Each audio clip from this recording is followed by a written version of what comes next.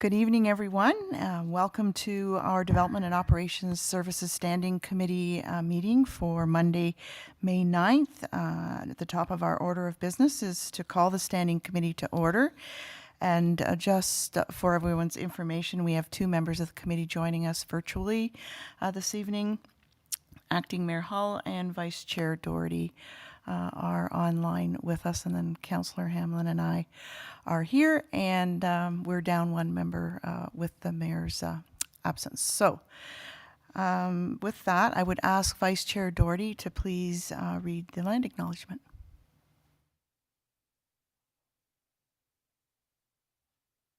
Thank you, Chair.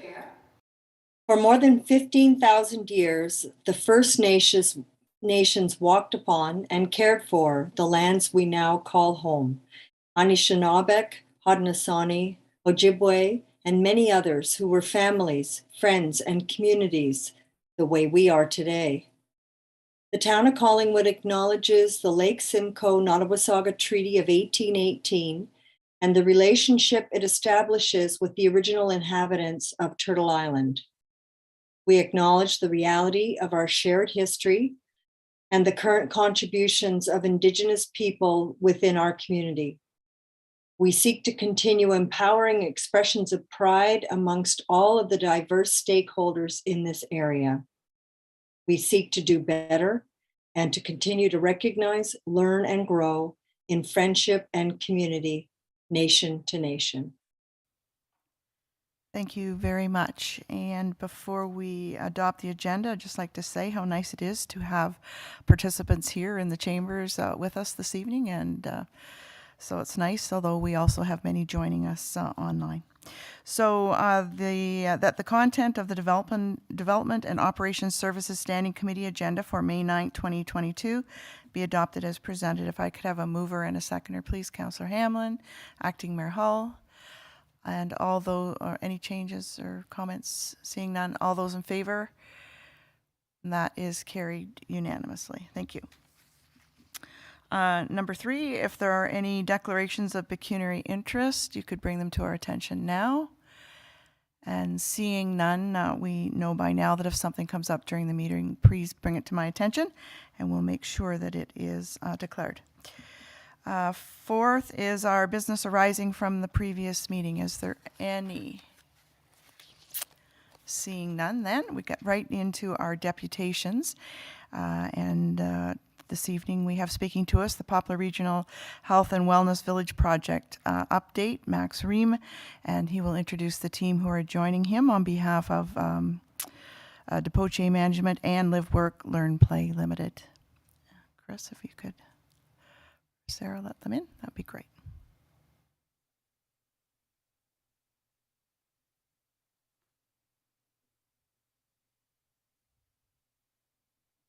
I see Max. Good evening, Max. How are you this evening? Good evening. How are you? And thank you very much. And we wish a very happy and healthy belated Mother's Day weekend to everyone. Hopefully everyone was enjoying a wonderful time with your loved ones. Thank you. Thank you. And we also have Armando Lopes from DEPUTATIONS Management Limited on with us this evening as well. Thank you very much. We first wanted to thank the Collingwood citizens, business community, healthcare community, and many others in Collingwood and the entire region for contacting us with your terrific ideas and your many requests to get involved with us over at the Poplar Regional Health and Wellness Village over the last several months. We are very much looking forward to working with all of you and very closely with all of you for many years. Thank you for allowing us to provide a little bit of an update on the project status. We wanted to take this opportunity to update town leadership, staff, the Collingwood community on our very exciting Poplar Regional Health and Wellness Community Workshop, open house and public consultation session that we will be hosting on May 31st as part of our ongoing commitment to a very robust and dynamic community engagement and overall process of relationship building with Collingwood and the region. There will be 2 sessions held at the Collingwood Legion on May 31st so that we will ensure that everyone can participate that everyone can be heard, that people can input, and they can actually ask us the questions and tell us how they may want to be involved. If you can't participate, please also feel free to contact us through our website. We will have 2 sessions, however, during that day, just to make sure that we allow for as many people as possible to join us that evening and to ask your very good questions. The overall day will be very flexible as well. We will be there early and we will be there late in case people can't join those sessions. The 2 sessions on May 31st will be from 3 p.m. to 5 p.m. and then 6 p.m. to 8 p.m. And for anyone who cannot be attending that day or can't communicate with us earlier than those sessions, please by all means reach out to us at the website and the portal, www.poplarhealthandwellnessvillage.com. We also wanted to extend this invitation to all members of the community inside and outside of Collingwood and the region, neighboring municipalities such as Clearview, Stayner, Town of Blue Mountains, Wasaga Beach, Meaford, Thornbury, and many more. We want to hear from all of you, and we want to make sure that we answer all your questions during that day. We also want to make sure that everyone understands that this is an invitation not just for all of the citizens, but all the business owners, members of council, people who are involved in politics beyond the local scene, healthcare members, and first-line responders. Please come out to this very important event. Our team is working very collaboratively and very closely with some members of town staff to ensure that this is communicated as broadly as possible. We remain absolutely committed to working with the supportive town leaders and members of council, and we are very excited to continue to move this project forward with this support. What should you expect during that session and the second session? We will be presenting our vision, our positioning, and the conceptual programming, along with the plan and answering any and all of your questions.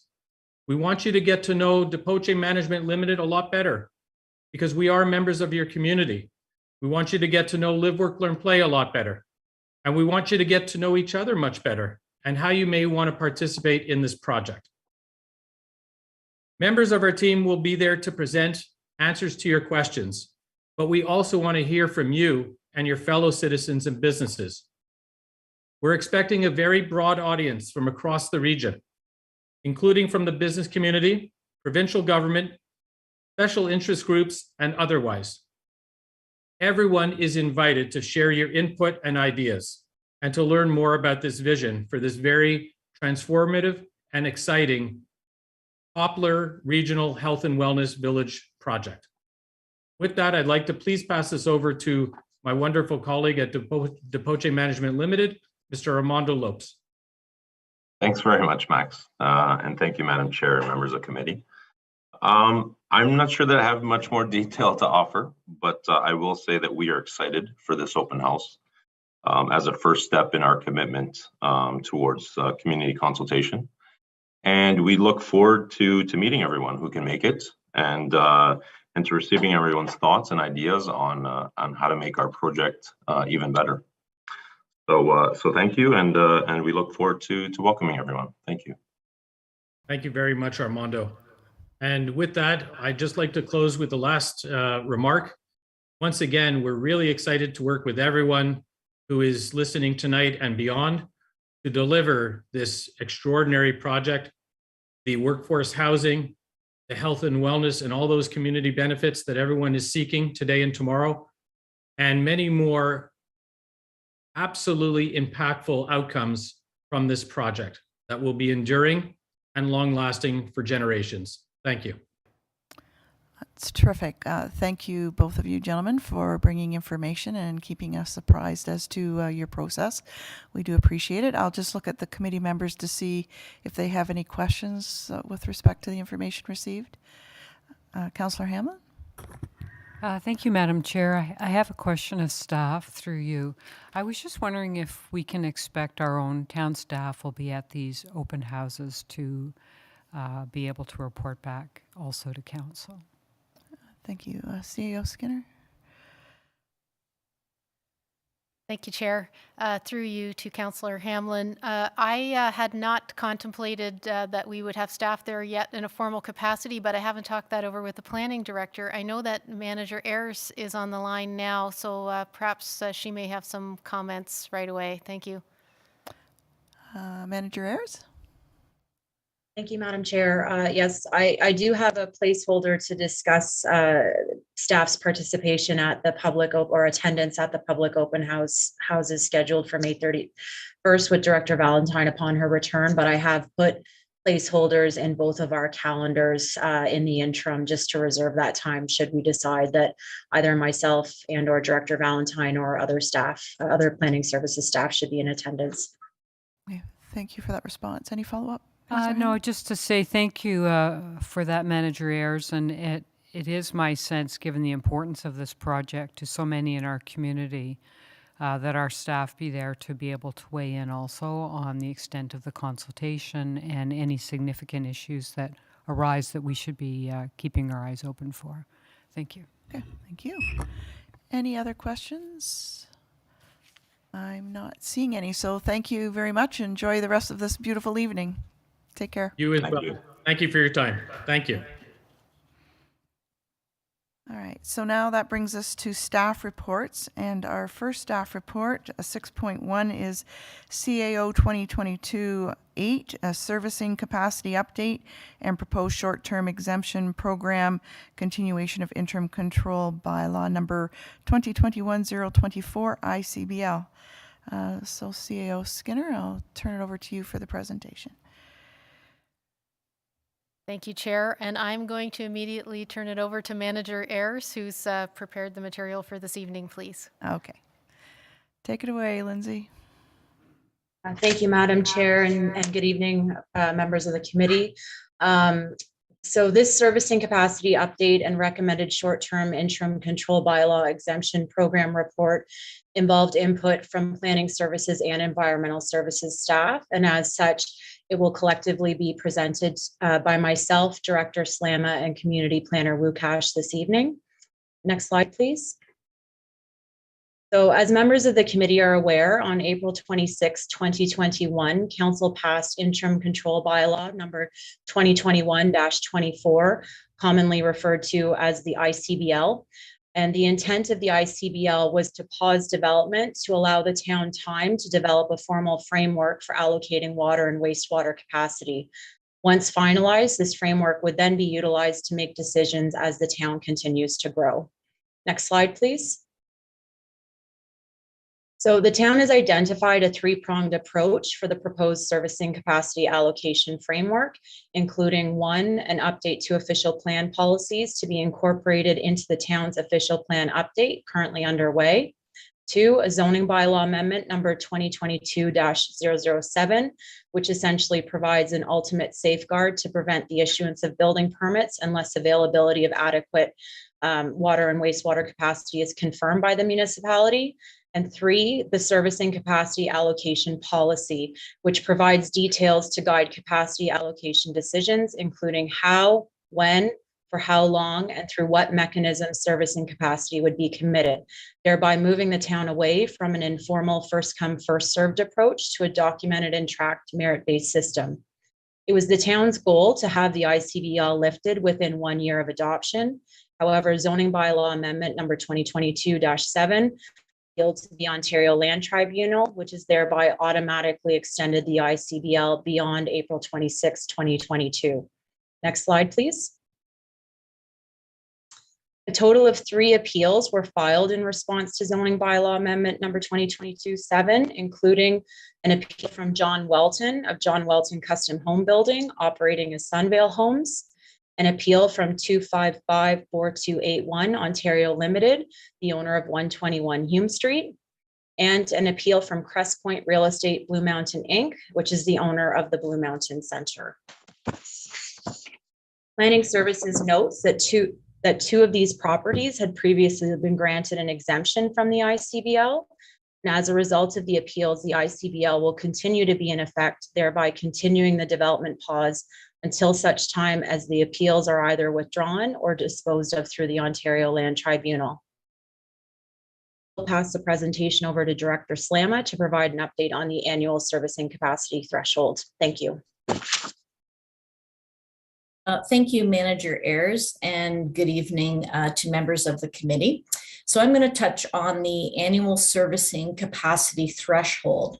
So to ensure that capacity is available for allocation to proposals throughout the period between the expiry of the Icbl and the expansion of the town's water treatment plant, the servicing capacity allocation policy included the concept of an annual servicing capacity allocation threshold. And in a staff report presented earlier this year, staff report P 2022-08, we introduced a recommended capacity threshold for 2022. And that was 430 SDUs, of which 100 SDUs would be allocated to development that does not require Planning Act approvals. So in this chart that's before you today, wanted to just show this through some numbers and demonstrate and ensure that committee and council is informed of how much capacity would be remaining if 430 SDUs were allocated in 2022. So looking at the first column, which says no UV, this is our situation today with the remaining capacity at our water treatment plant. It's limited by our winter disinfection requirements. And you will maybe recognize a few numbers here, as in the reports that we were presenting weekly, we were showing that we started the year with 1,091 SDUs, which included holding back our factor of safety for our 5% water treatment plant capacity. So since the Icbl, we have committed 602, and as of today, we have 489 SDUs remaining with our plant the way it is today. So in allocating 430 in 2022, that would leave us only 59 remaining until the plant expansion is completed. So now let's look at the second column, which is our situation with our UV disinfection installed at the current plant, which brings our available capacity, increases our available capacity. So with UV installed, and we continue to be on track to have that equipment and process installed by the end of 2022. So with UV installed, we would start with 1,948. And with the committed SDUs that we have committed already, and this number changes because of we go from a winter SDU to a summer SDU, because with the UV, our summer max day demand becomes the factor that we need to consider in our calculations. We would have a total of 1,280 SDUs remaining to be allocated until the plant expansion is complete. So then the further rows demonstrate that, again, if we allocate 430 in 2022, that leaves us with approximately 850 to allocate, which we could spread out, and we presented in the report earlier this year, between 2023 and 2024, and for a total of 1,280. And that would leave our SDUs sitting on our factor of safety that could be released in 2025. You might recall that staff have recommended we hold the factor of safety until our plant expansion is well underway, and we have some security in when that plant expansion is going to be complete, and council make a decision at that time of how they would like to distribute the capacity available within that factor of safety allotment. And with that, I will pass the presentation over to Nathan. Thank you for the introduction, Manager Ayres, and Director Slama. Thank you, committee, this evening for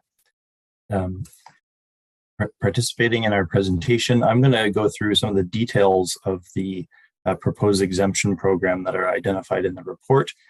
Forgive me for the length, but I am going to take a bit of extra time on certain matters just to make sure everybody is sort of clear on the recommendations we're making. Through the initial without prejudice discussions with the appellants, it has become clear that the appeals are not immediately resolvable in the short term. So in consideration of a number of factors, including uncertainty of the timing of a full OLT hearing, frustration voiced by residents, developers, and the business community, the need to continue to support economic development by assisting business expansion and relocation in our community, and continuing to address the ongoing housing attainability challenges by allowing small-scale residential development to move forward. Staff are recommending that the town consider implementing a short-term exemption program at this time. So the short-term exemption program is intended for small-scale projects that are seeking to proceed to building permits imminently while the Icbl remains in effect. Staff recommendation is also to decouple the council-approved servicing capacity allocation policy, which we refer to, and I'll refer to as the SCAP in this presentation, just to keep abbreviated. That was approved by council at the end of March of this year.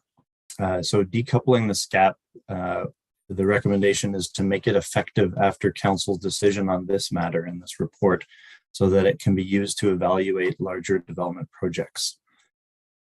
Staff stressed that this program would only be in place in the short term to continue to support small-scale residential development projects, the business community through changes of use and relocations, and to allow a limited number of active development applications nearing conclusion to be considered by council, subject to available capacity and a number of other criteria. No Icbl exemption application for an active development application is required at this time if this program is approved. Development applications consideration would be in tandem with an exemption consideration by council when it's brought forward. The program would need to be reevaluated again at the earlier of the appeals having been resolved or withdrawn, or December 2022. The program would involve 2 intake periods in May and August 2022 for the following forms of development identified on the next slide, please. So the development types that would be eligible for exemptions are aligned with the SCAP and include additional residential units and changes of use that do not require any additional water. So those are items that are identified under section A6 of the SCAP right now. Also development that does not require Planning Act approvals, including existing registered vacant lots, build out of land subject to existing registered site plan agreements, and changes of use that require additional water capacity allocation. So those are all sort of grouped under section A9 of the current SCAP. And then we've also recommended to add consent applications to create new minor infill residential lots, which are identified in section A7.4 of the SCAP.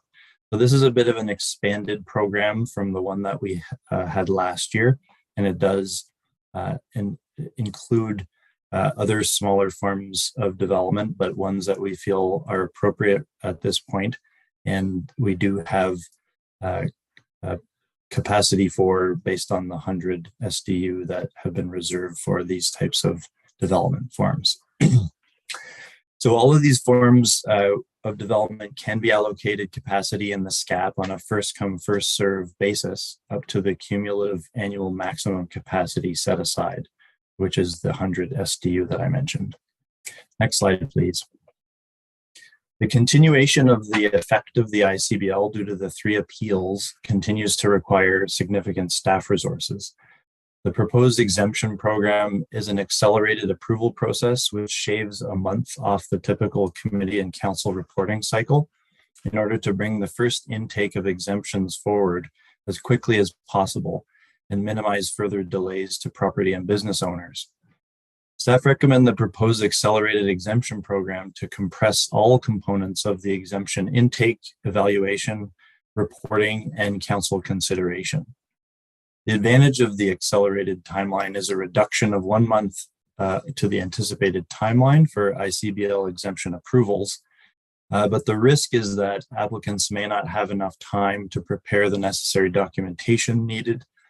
Staff would have limited time to review a potentially large volume of applications, and the anticipated draw on limited staff resources at this time. So the report highlights that staff would need to redirect resources to this project in May and June, which would likely cause further delay to other priority projects like the official plan update, the Affordable Housing Master Plan, development process fees and review, and the county MCR. Next slide, please. This slide indicates the timelines for submission of ICBL exemptions for eligible small-scale residential and ICI business projects, should council wish to embark on this exemption program. And it's really designed for those that wish to proceed immediately to building permits and construction. Subject to committee and council approval, the first intake would begin immediately the following day and would open on May 17th to May 27th. Staff would quickly review and evaluate the requests and make recommendations. And those recommendations would be proposed to be reviewed by the SIC at a special SIC meeting in tandem with DNO on June 13th. For a quick 1 week turnaround to council consideration on June the 20th of next month. So it's all subject to available capacity, but another intake would be scheduled with a deadline of August 15th of 2022 for those projects that wish to proceed to construction in the fall of 2022. Next slide, please. In order to be able to meet the accelerated schedule for the first intake, applicants will need to submit some critical information that will allow us to review applications quickly. Those include demonstrating compliance with all applicable zoning bylaw requirements, and all change of use applications will require an estimate of water consumption to be submitted with the application. And where there is an anticipated increase in water capacity and consumption from the previous use, a report from a professional engineer or similar would be necessary to justify the amount of water that will be needed. Consent applications to create new residential lots must be preceded by an exemption to the ICBL. So council approval of an application for ICBL exemption is required prior to the town accepting the consent application. So for those members of the public who would require an ICBL exemption application prior to obtaining a building permit for their small-scale development projects, we ask that you begin to prepare this type of information now in anticipation of that compressed timeframe later this month. And that a reminder that all exemptions are subject to the annual servicing capacity allocation threshold. Next slide, please. We've been focusing on the small scale development so far. As a reminder, this short-term program is intended to continue small scale development approvals while the ICBL is still in effect due to the 3 appeals. And based on the 2022 servicing allocation of 430 SDU minus the 100 SDU reserved for the small scale projects, the town may grant approvals for active development applications that are imminently shovel ready and ready to proceed to construction. Development applications that are subject of active planning act applications are not required to submit an ICBL exemption at this time. With the SCAP proposed to be in place as of May 17th, all projects will need to be evaluated against the merit-based SCAP criteria, and the scoring rationale shall be provided through an updated planning justification report. If a project is ready to proceed to council for consideration of approval, an ICBL exemption could be advanced to council for consideration in tandem with that staff recommendation report. And again, all decisions of council are subject to service and capacity availability. Next slide, please. So staff proposed to change the effective date of the SCAP to be May 17th to coincide with the potential council approval of this program. It's also proposed that the date of May 17th be used as a cutoff point for consideration of active development applications during the period the ICBL remains in effect. This prioritizes applications that are active and are proceeding to be able to construct in the short term. Note that each application in this chart will need to be reviewed on its own merits and is subject to uncommitted hydraulic reserve capacity being available. So official plan amendment applications only may be able to proceed as they do not allocate water capacity. Zoning bylaw amendments may be able to proceed subject to achieving the minimum 50% merit-based scoring and may require a holding symbol, which could be removed subject to confirmation of servicing capacity allocation by the town. And that essentially would replace the zoning bylaw backstop that is currently under appeal in bylaw 2022-007. Site plans, draft plans of subdivision and vacant land condos could only proceed for projects that are imminently shovel ready to proceed to construction. Next slide, please. So there are several site-specific ICBL exemptions noted in the report, and I'll just summarize those. The Ontario Land Tribunal made an interim decision on April 13th, wherein the town has negotiated minutes of settlement for an appeal on the lands known as 31 Huron Street that commit to advancing a report to council to consider an exemption for the property if the ICBL remains in effect after April 26, 2022. The project requires 132 SDU of water capacity allocation, and the proposal was evaluated against the SCAP merit-based criteria and scored above the 50% threshold. The site plan agreement provisions were also prepared in accordance with the SCAP, including a sunset clause for capacity commitment. Planning Services notes that the proposed short-term exemption process outlined in this report would afford the opportunity for other landowners with shovel-ready developments to be granted exemptions in accordance with the SCAP. Therefore, staff are recommending that an exemption for 31 Huron Street be granted.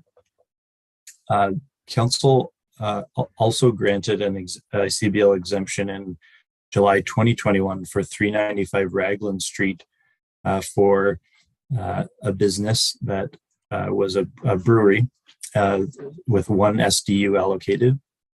ICBL exemptions pertain to the property and not a business or a lessee. That business owner is currently seeking an exemption for 26 Elm Street with an increase in SDU to 7. That proposal requires a site plan approval and has gone to pre-consultation, but Planning Services notes that an application has not been submitted to date. So the staff recommendation is that an exemption from the provisions of the ICBL be considered concurrently with the site plan when it is advanced to council for consideration. Next slide, please. Due to the length of this presentation, I won't repeat the final slide. If you don't mind forwarding the slide, please. So the next steps really are to identify the first intake being open from May 17th to 27th. Should council approve these recommendations, and staff are happy to answer any questions you may have about this proposed program.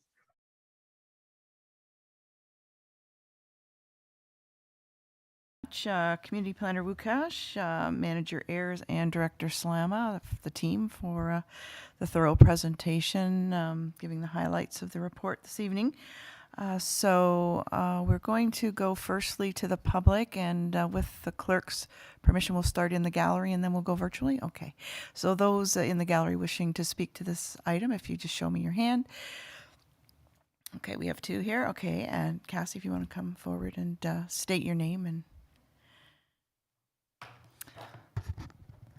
Whoa. Hi, I'm Cassie McKell. I'm one of the owners of Lowdown Bar in Collingwood here. Thank you to council and staff for allowing me to speak about the Icbl today. Lowdown has recently applied for a building permit here for a small expansion that we're doing. We are currently located on Simcoe Street, 65 Simcoe Street in Unit 5. And we recently took over Unit 4 next door to us so we could open up and allow for 11 more seats in the restaurant. Unfortunately, we were told that we cannot go through the process of a building application at this point because of the Icbl. This news has been devastating to me because of dealing with COVID for the last 2 years at a restaurant. We were closed indoors for almost 500 days. We've had a lot of challenges, and at this time we were hoping to thrive and succeed throughout the summer here in Collingwood, but unfortunately at this time we're unable to do so with the indoor expansion. I've been working with an engineer for our drawings as well as an architect, which we've submitted with our building permit application.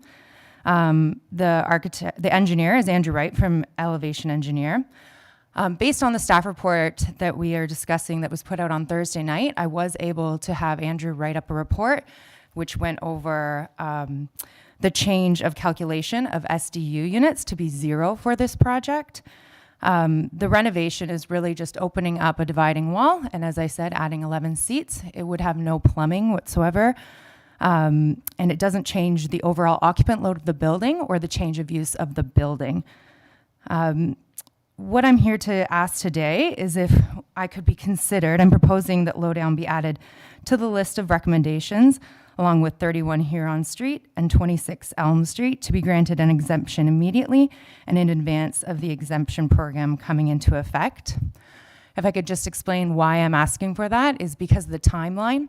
I understand that there is a lengthy process to go through, but with the proposed short-term exemption plan, this would mean that council wouldn't be able to vote on that until the June 20th meeting, which then I'd have to wait for permit and then begin renovations sometime in July, meaning ideally, if everything went to plan and I could line it all up, we wouldn't be able to open the new side of the restaurant until September probably, or end of August at the earliest, which is really missing out on our peak season here in Collingwood for tourist season. So I just wanted to present my case and see if there was merit for being given an exemption immediately so that we can overtake this minor renovation, which would really mean a lot to myself, the food industry here in Collingwood, and all of us at Lowdown Bar. Thank you. Thank you, Cassie. So just before you leave the podium there, I'll just see if any of the committee members had questions they wanted to ask of you with respect to your presentation. Councillor Hamlin? I'm very sympathetic to your request. I'm just wondering, have you spoken to our staff at all about this? I have spoken to the building department and planning departments about this so far. Basically, both are saying that unfortunately, because it's changing from a retail space, Unit 4, into restaurant, that is a change of use, and that their hands are tied, and I just have to wait until all of this process has gone through. As my engineer has pointed out, it's not a change of use of building. And again, the occupancy and water load is 0. So when we're calculating the yearly allowance of the SDUs, I'm at 0 of 0% change. Thank you. So I do have a question of staff. Yep, please. Yep. Okay, yeah. So through you, Madam Chair, I'm just wondering, other than the process, is there a reason why the committee shouldn't be considering the request made tonight?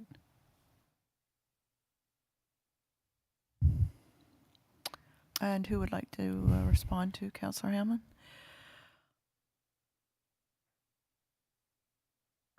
Thank you, Madam Chair. I can take a run at it, and Community Planner Lukash can perhaps add to it if I've missed anything. Regardless of the water, and we certainly empathize and understand the position that the business community is in, and certainly Lowdown is not the only business that has been impacted by this extension of the Icbl as a result of the 3 appeals. We do have a number of other businesses, I believe, that are looking to expand or establish that don't have any additional water demands. But regardless of whether it's an increase in water capacity requirements or not, the interim control bylaw remains in effect today. And it is very clear that an exemption would need to be granted to that interim control bylaw, whether a business needs more water or does not. So it's certainly something that the committee can consider, but it just going back to, the element of fairness, and that there are other businesses in this community that are in a similar situation that, we did not identify as specific exemptions this evening. Okay, thank you. That's very helpful. I'd like to make a motion to amend the recommendations at the appropriate time. Yep, okay. So if I might, then my question through to staff, would there be and maybe this is what Councillor Hamlin's going to propose going forward, but is there a generic way of adding that category of zero water impact? So we'll just need to think that through until we get there. So that'll be kind of my question. Okay, and Vice Chair Doherty, you have a question? And then I see you, Acting Mayor Hull. Thank you, Chair. And following up on our presentation and Councillor Hamlin's initial remarks, I note in the report that a change of use without an increase in water would require an engineer's certification that indeed there would be no change in water use.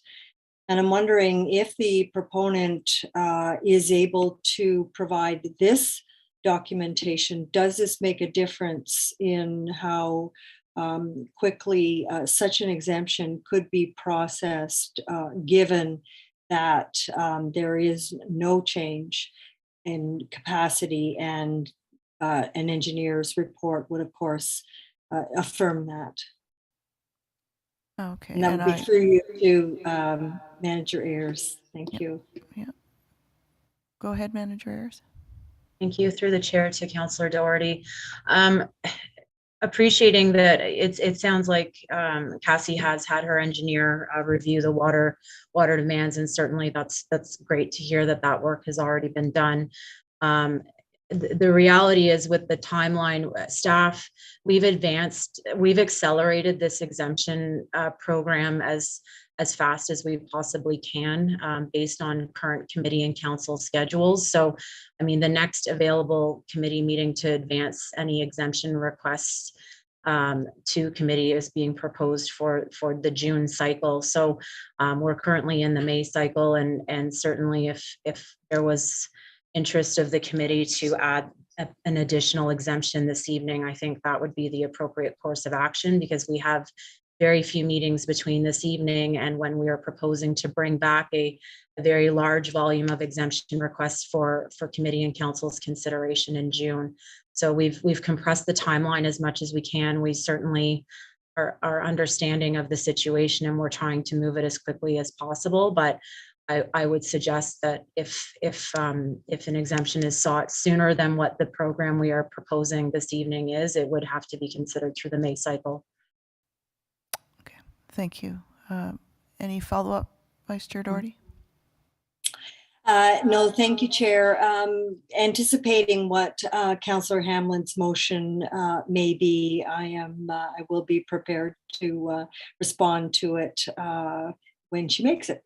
Thank you. Thank you. Acting Mayor Hull, go ahead. Thank you, Chair Jeffrey, through you to Planner Ayers. Just to clarify, so Appendix B of the report that was part of this agenda identifies various properties in terms of their owner applicant, but the address as well. And then I just thought I heard you say that there would be a larger volume. So is this not a complete list of persons that have walked through the planning building department that are in the process of potentially coming forward with a request for exemption? Through Manager Ayers, if you could respond, please. Thank you, through you, Madam Chair, to Acting Mayor Hull. This is, to my understanding, this is the list of businesses that we, of ICI or industrial, commercial, institutional requests that we have received for exemptions or that we are aware of that have been held up as a result of the interim control bylaw. I can't offer specifically which ones of those listed in Appendix B require zero additional water versus which ones require additional water. Perhaps Community Planner Lukash could add some additional insight there. But to planning services knowledge, these are the ICI projects that we've heard from the applicants that are impacted by the ICBL. There may be others out there that we're not aware of at this time. And again, there are also all the residential, small scale residential projects that we've certainly heard from a number of individuals and property owners about those as well. Okay, thank you. So Community Planner Lukash, did you have anything to add to those comments? Please go ahead. Yeah, what I can confirm is that we don't really have a strong sense of who needs more water and who doesn't. Typically in these processes, we would add information about fixtures and a lot more of the details of the application. And these are just sort of initial inquiries at this point with some conversation, but not a fulsome application, wherein we've had a chance to review the details of the proposals with the Environmental Services Department. So unfortunately, we don't have, firm information about the need for more water or not at this point. Okay. Thank you. And before I ask Acting Mayor Hull if he has a follow-up, the CAO is wishing to comment. So go ahead, Sonia. Thank you, Chair. I would just also note that because the ICBL has been in place, we expect that there are a number of residents or businesses who may wish to proceed but have been holding back their applications just in light of the pause that's in place. And that when we advertise that council is open for new applications, that there may be people who haven't acted yet that will act at that time. Thank you. Okay, thank you. So Acting Mayor Hull, did you have any further follow-up? Go ahead. Thank you. I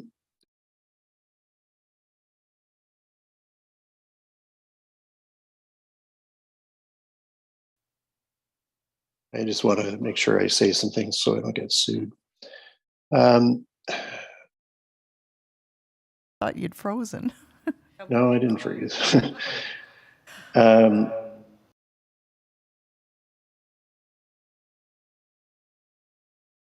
So just for the public tonight, we had intended to come to a one-year point where we would be in an opportunity to lift a bylaw that was put in place to rectify a particular issue. That date is come and gone, and we have 3 parties that have filed objection to the OLT. Is it a fair question or fair statement that tonight's report is the result of individuals, the proprietor of Lowdown being one of them, being caught in this situation and proactively communicating with members of her council to advise them of the predicament that she finds herself in? Is that a fair comment? And who would you like to respond to that? CAO? Maybe the CAO, sure. Yep. Sonia. Thank you. Through the chair. Definitely, we have included the items, and thanks to our valued businesses for putting forward some of their concerns. So we've put forward in the report, and you mentioned Appendix B that lists a few of the businesses that have noted to staff either proactively or through our planning and building processes that they want to move forward. However, the report itself was triggered by the extension, the automatic extension of the interim control bylaw. So it does talk about the larger picture and the ability to move forward the big planning applications, as well as some flexibility for the smaller items, consents to sever, et cetera, that we've talked about tonight.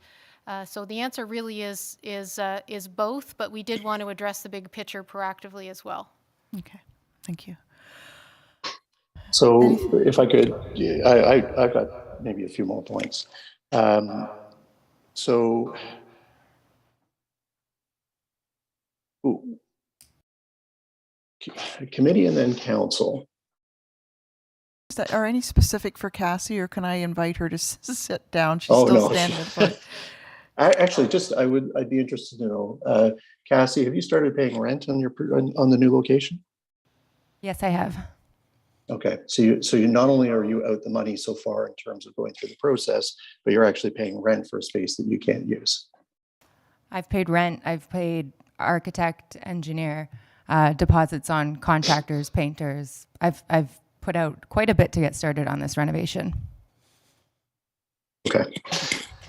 I appreciate that. Thank you. And I hope that that is noted. With regards to what may be coming down the pipe, and no pun intended, and perhaps it's a poor choice, I'm a little concerned that we are at a point tonight where we have passed a bylaw, a plan forward as it relates to criteria for weighting, one versus the other in terms of ensuring that capacity is properly allocated. But really, with a year passing, don't seem to have maybe a really solid handle on who may be coming forward in the next, month to 2 months looking to make a request. And therefore, we've got a few who have started to make plans, and I think there's two ways of looking at it, but I'm looking at it from one tonight, that are waiting to see what may come, down the pipe again within the next 2 months. And I'm just concerned, and I may be dovetailing into where Committee Member Hamlin is going, but it would seem logical that, for example, this particular extension of use from one space to another could move forward, and certainly the one as it relates to Comley. And I'll certainly just mention that I've been contacted by proponents for that development, as well as I know that acting deputy mayor has as well. And again, that common sense would dictate that there is no additional capacity, that they're simply looking to take over space for the purpose of expansion of an office in which the pre-existing business was an office. So I'm hoping that somehow when others come in to play in terms of whether it be residential expansion or et cetera, that some of these ones that appear to be from a common sense standpoint don't get pushed aside. The last point is that the last question I had, and it was just to clarify, we've had discussion as a committee and council about the movement forward as it relates specifically to the business known as Enswell. They were given a site-specific location for 1 SDU. Now it's 7 SDU. I just want to be 100% sure that the 1 SDU for the location on Raglan, fronting onto Ronimo, that remains in place. And if the owner of that particular property wanted to lease it, they would have to go through the same process to increase any additional capacity. Is that correct? And who would you like that directed to? CEO Skinner's. CEO Skinner will respond. I think the planning staff would probably well suited for that one. Maybe. Yep, Lindsay, go ahead. Thank you, Madam Chair, through you to Acting Mayor Hull.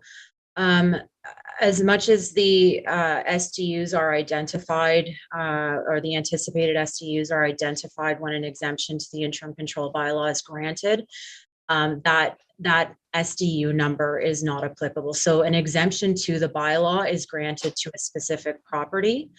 And after that, anything that occurs on that property is exempted from the interim control bylaw. So there's no capacity restriction that would prohibit the property located at 395 Raglan from introducing a use that requires considerably more water than the 1 SDU that was previously granted an exemption. So unfortunately, the exemption carries with the property. And although we've noted what the number of SDUs are, my understanding is that there's no restriction on that matter, and that changes of use or other developments could occur on that property given they have an exemption. But again, that exemption would only be in play while the interim control bylaw is in effect, because if and when the appeals are either withdrawn or dissolved disposed of through the OLT, the ICBL would be lifted and all those exemptions previously granted would be essentially void. Okay. So if I may, through you, the chair, Yep. so the one SDU is in place, or the exemption is in place, but if somebody were to lease a space and they require 10, they'd still have to come back to get approval. In the current, they would not. Is that what you're saying? You're shaking your head. So they would not. That's correct. Because there's an exemption against that property, the entire property has been exempted from the provisions of the interim control bylaw. So the change of use, it's already been granted an exemption because the whole property is granted it.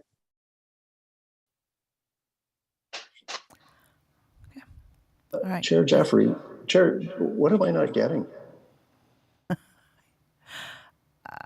I don't know. I think sorry, I think we've and I had this apologize conversation before in terms of the geographic application of the SDUs as opposed to transferring with a business. So the CAO Skinner has going to take another crack at it for us. Sorry, I shouldn't have said that, and I apologize. I get it. But I really struggle with the fact that an opportunity was presented to one geographical location that required one SDU. Now, because for whatever reason, doesn't have anything to do with us, that opportunity could not be fulfilled. They're now looking for new opportunity, and the requirement has been bumped up by 6 to a total of 7. But that doesn't take out of the equation that somebody else could come in and increase capacity, which would take our available capacity down. I think that discussion should come later when we actually have the motion on the floor. I think right now we're just trying to ask questions of our speakers from the gallery to make sure we have all the facts we need to have the discussion later on as it pertains to their particular case. And I think that Cassie's done a great job of presenting her case and her information. And so if it's okay with you, I think we can mull on those questions and we'll go to our other speakers and then we can cover it off once we get to the motion. Does that work for everyone? Yeah. Okay. It does. I apologize. I didn't realize that there were more to speak. So thanks for cutting me off. My pleasure. Okay, Cassie, thank you very much. And I'm pretty sure you're going to hear some more discussion in a little bit. Okay, so Rick Lex we have next. Please come forward and just state your name and for the record. Hello, it's Richard Lex, Tremont Heritage Properties. We're the landlords of Lowdown. And I'll keep this really brief because I think Cassie's done a great job on explaining the situation. And let me say, first of all, that Cassie is a great example of the type of business person we need more of in the downtown. She's taken that risk. She's opened a successful new business. She's created employment.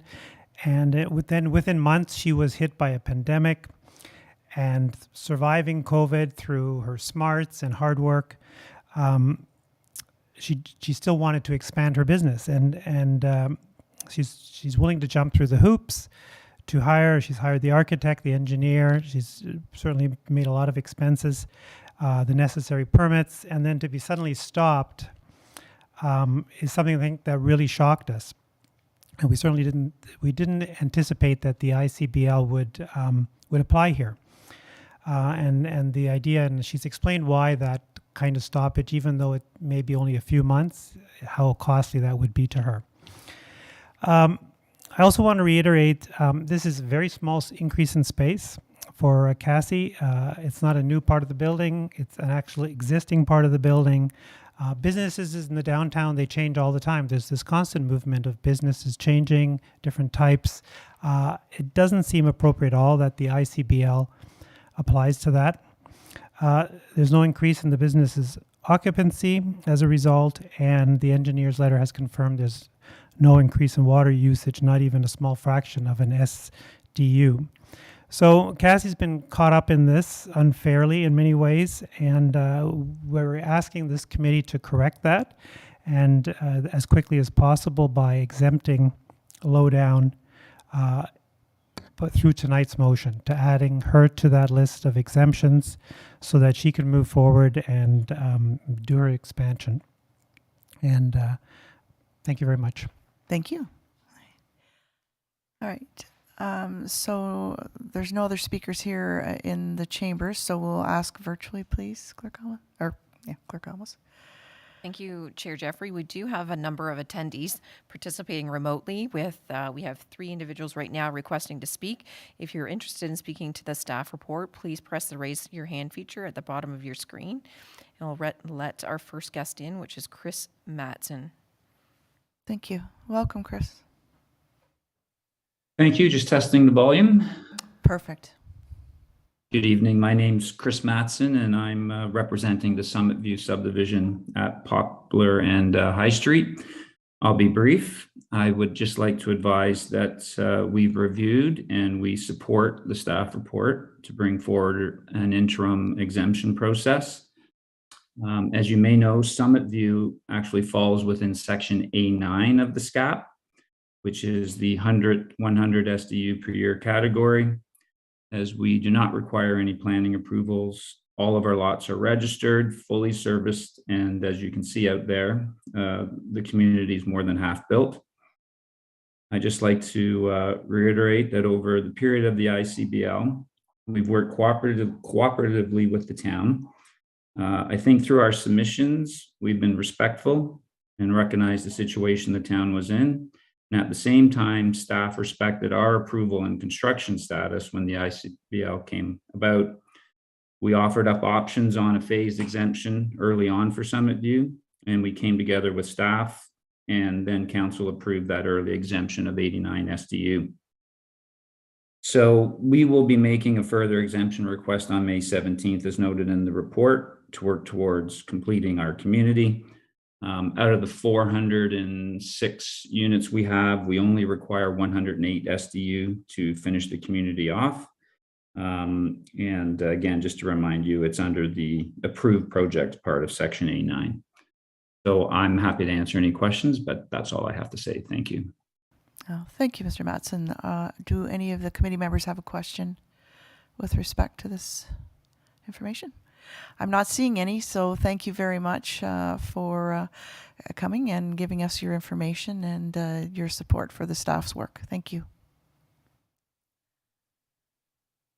Our next speaker that wishes to address the standing committee is David Finbow. Thank you. Welcome, David. Yeah, thank you, Chair Jeffrey. Good evening, members of the committee. I've been asked to speak on behalf of Collingwood Family Dental, in particular, Dr. Sarah McVie. Dr. McVie's proposal is found in Appendix B to the staff report, in particular one here on Street. And just want to provide a little bit of background for the committee prior to respectfully requesting that her proposal also be exempted by or considered for exemption by council at its next meeting. Dr. McVie entered into a lease for Suite 205 at the Mountain View Town Center in late 2021. Her intent is to relocate her business, her dental office, to Collingwood. The committee is likely aware that the Mountain View Town Center was constructed approximately 8 years ago and is substantially occupied. Suite 205 is the remaining suite in the building that has not been approved for tenant purposes. Effectively, it's enclosed by walls at the public corridor, adjacent tenancies, and then the exterior window. The intent of Dr. McVie is to do tenant improvements so that she can occupy it for her dental office. Dr. McVie entered into her lease, as I said a bit earlier, in late 2021, and immediately following that, She retained professionals to prepare design drawings as required, and she's also retained a contractor to carry out the work. She did make application for building permit on March 22nd, and subsequently was advised that the proposed change of use from a vacant constructed suite to a doctor's office contravened the town's interim control bylaw. To be clear, unlike Lowdown, there is an additional water allocation that would be required in this instance.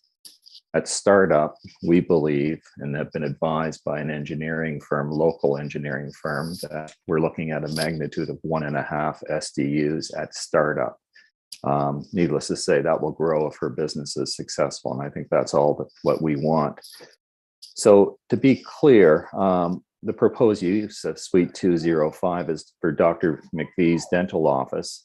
Eventually, she will employ up to 2 hygienists, 2 dental assistants, 2 receptionists, and she does intend on bringing in a specialist dentist who specializes in pediatric care. On April 27th, Collingwood Family Dental did submit a letter to the CAO requesting consideration for an exemption. This was done in anticipation of the staff report that the committee is considering this evening. And without a doubt, the intent is to move quickly. We do have approximately 2 to 3 months, or at least Dr. McVie has 2 to 3 months of construction to get this suite ready. As I noted earlier, we do see that within Appendix B, this particular request is identified. It's identified because there is a building permit application before the town. And from what we understand, the only issue with that permit application is the Icbl. And if this committee would recommend to council the granting of that exemption, that would allow for the permit to be issued, would allow for construction to commence. We reflect on the number of SDUs that town staff are recommending in this report be granted, approximately 139. The number of SDUs that are associated with Dr. McVie's office is 1 or 2% of that total amount.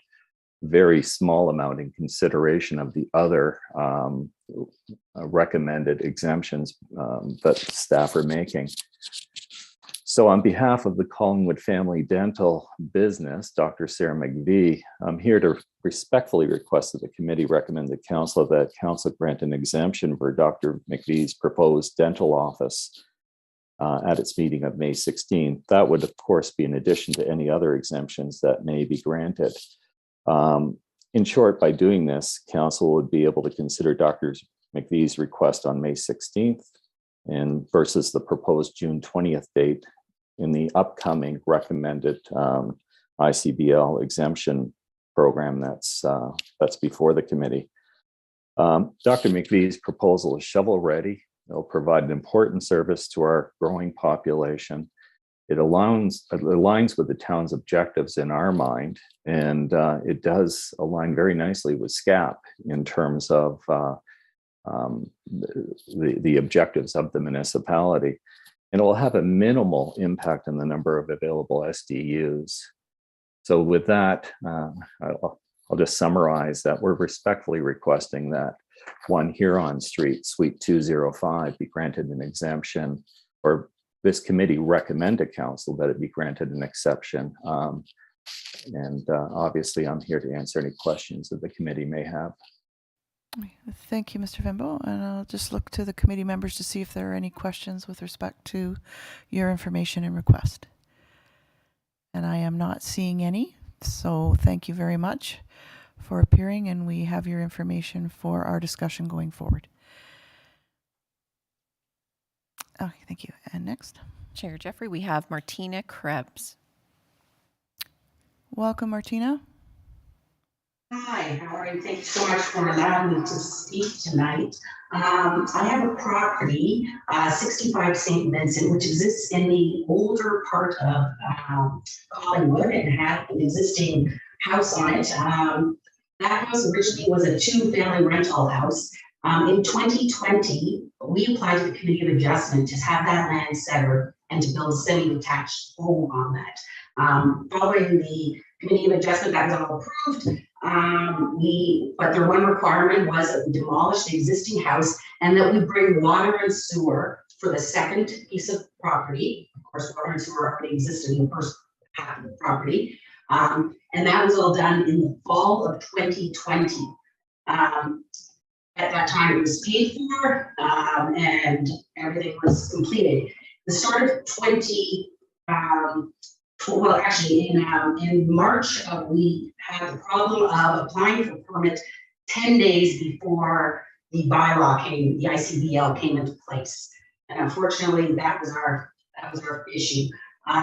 Presently, we have closed zoning, we have closed code requirements, we are permit ready, we're ready for shovel to the ground.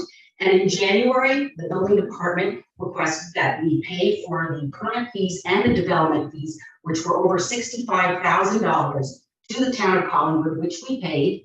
And at this point, we're being told that we don't qualify for any exemption.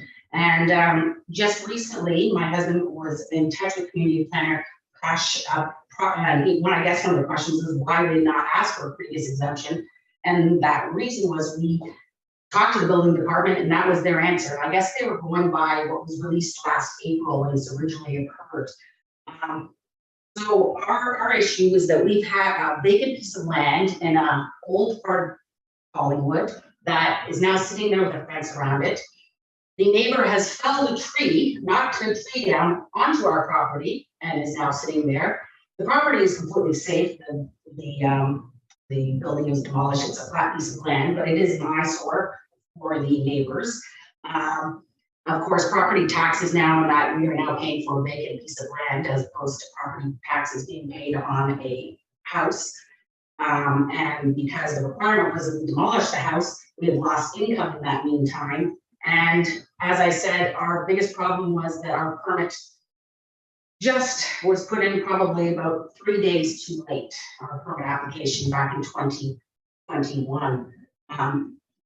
But my question is that our original water and sewer was put into the property in the fall of 2020. So when we're talking about these servicing capacity thresholds, my question is my property that's been severed that has water and sewer already existing to the property since 2020, are my servicing capacity thresholds counted in those previous, for example, 2021 numbers? Because like I said, it is a residential area. And in moving forward, if I am to apply for an exemption, like I said, basically we passed off everything. Permit is pretty well in place, and the only thing we paid for everything. We put a lot of expense in. This property has cost us $100,000 so far, and we're been left in limbo. And unfortunately, the building department and the planning department are two separate issues, and trying to get information from one over the last year and a half has been very difficult, and we seem to always be behind on a step, and I'm not sure what to do at this point. I understand we can apply for the new, but we're not applying for, our permit's already there. Everything's there. We passed everything. And I guess ours was just that problem of falling in the time frame right when the initial bylaw was passed back in 2021. And so my question is, are SDUs already calculated in this number, being that we had water since 2020 to the property? And how do I move forward from here? We put a lot of money, the city, the town of Collingwood has taken our money for the development fees and for the permit process. All right.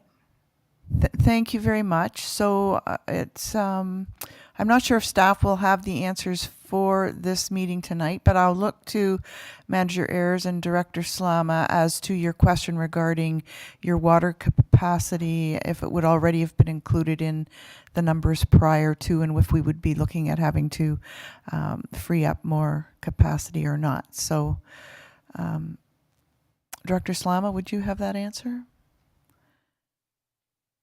Thank you, Chair Jeffrey. I can start certainly. So I would need to clarify the location, and you are and just clarify my understanding that if the property is currently vacant but has that servicing available, or if it's a change, if it's just what's being proposed for the property, that is the change. That wasn't clear to me. My apologies. Sorry, could I answer that question or no? Yes, no. Go ahead. In order for us to complete the severance of the property, the Committee of Adjustment requirement back 2020 was, 1, that the house was demolished, and 2, that water and sewer was put into the property. And so, yes, it is there. The water department, we paid almost $30,000 for that hookup to be put in place. And so there presently it is now a legit severed parcel of land, and both parcels of land have complete water and sewer already connected to each property. Thank you. And your second clarification, Director Slama, that you required? Is water being used at the property? No, it's a vacant piece of land now. Okay, thank you. So because the piece of property is vacant, obviously there's no usage being accounted for at that property. And so there was no water demand associated in our existing numbers to that property, that piece of property. And even so, when we're looking at these applications that come through the planning and require a planning approval or a building permit, we are still looking to see what is the use the water use that will be required for that, or the water demand that will be required for that use. And that's what we consider when we look at each of these individual properties. So I would say the property has not been accounted for in our existing water demand numbers. So, but the original property had a house, an old existing house. So part of that property, there was always water that was used until we demolished the house in 2020. So there was always water used on that property. Yes. Just the second property, but the original big property had water to it and was used for many years. Okay. Yes. So through the chair. Yep. Yeah. Go ahead.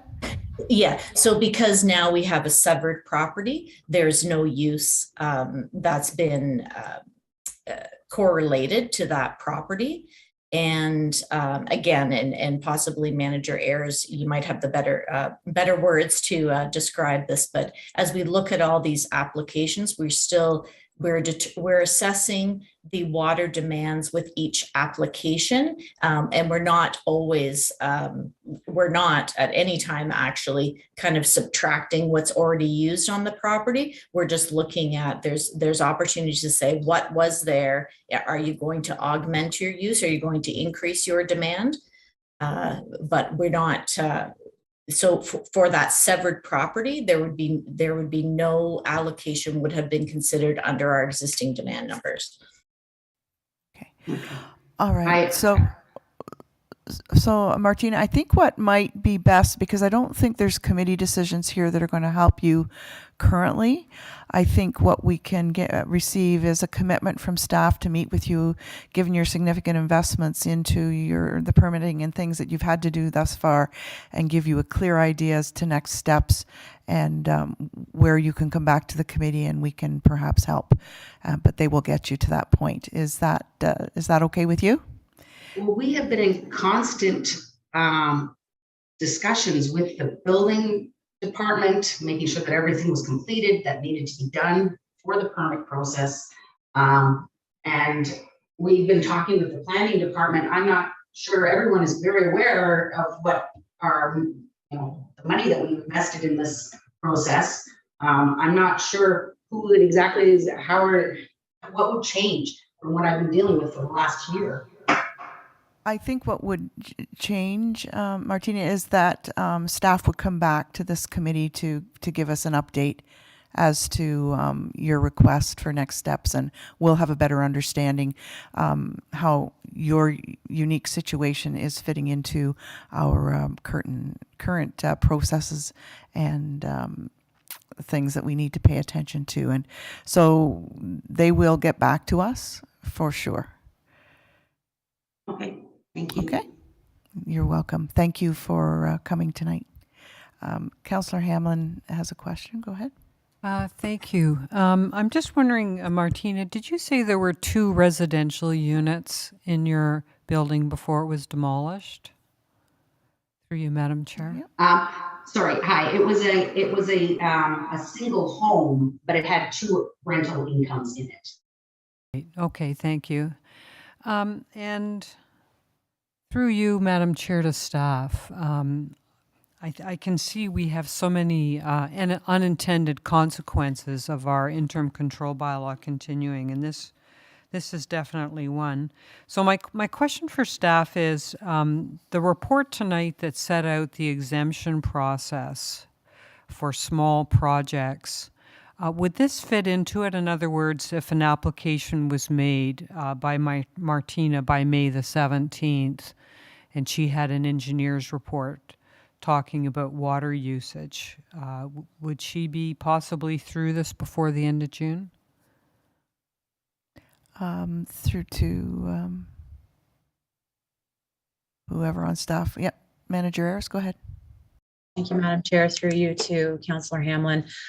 Yes, so my recollection, and I believe 65 St. Vincent was the subject of a consent application in 2019, and my understanding is that consent lapsed, and so the owners reapplied subsequently for another consent that was granted, I believe, in 2020. So the severance are underway. There are still, I believe, some conditions left to be satisfied with that consent, but certainly this is exactly the type of a small scale residential project that we contemplated through the short-term exemption program, and understanding that there was a single detached dwelling on the property prior.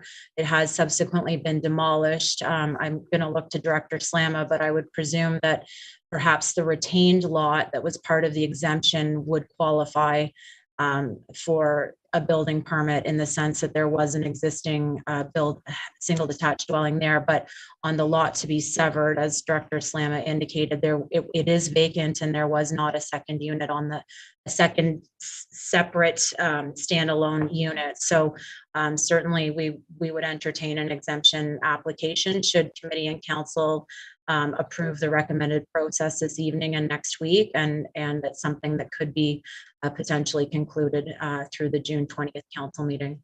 That's a great response. Thank you, Councillor Hamlin, which was my intent, to try to get her to staff so that she could follow this process. Okay, any other follow-up questions? My last question is a follow-up through you, Madam Chair, is will there be an application on site, on the website? How would someone like Martina find the application? Because it says, I guess it's next week that she could apply. If I heard the report correctly, the application can be filed between May 17th and the 27th. And how would one find that application? Manager Ayres? Oh, I see Community Planner Wukash had his hand up there. We're getting staff yellow request to speak cards, so I know who's trying to speak. Yeah. Go ahead. Manager Ayres, go ahead. Whoever, just start speaking. Thank you, Madam Chair.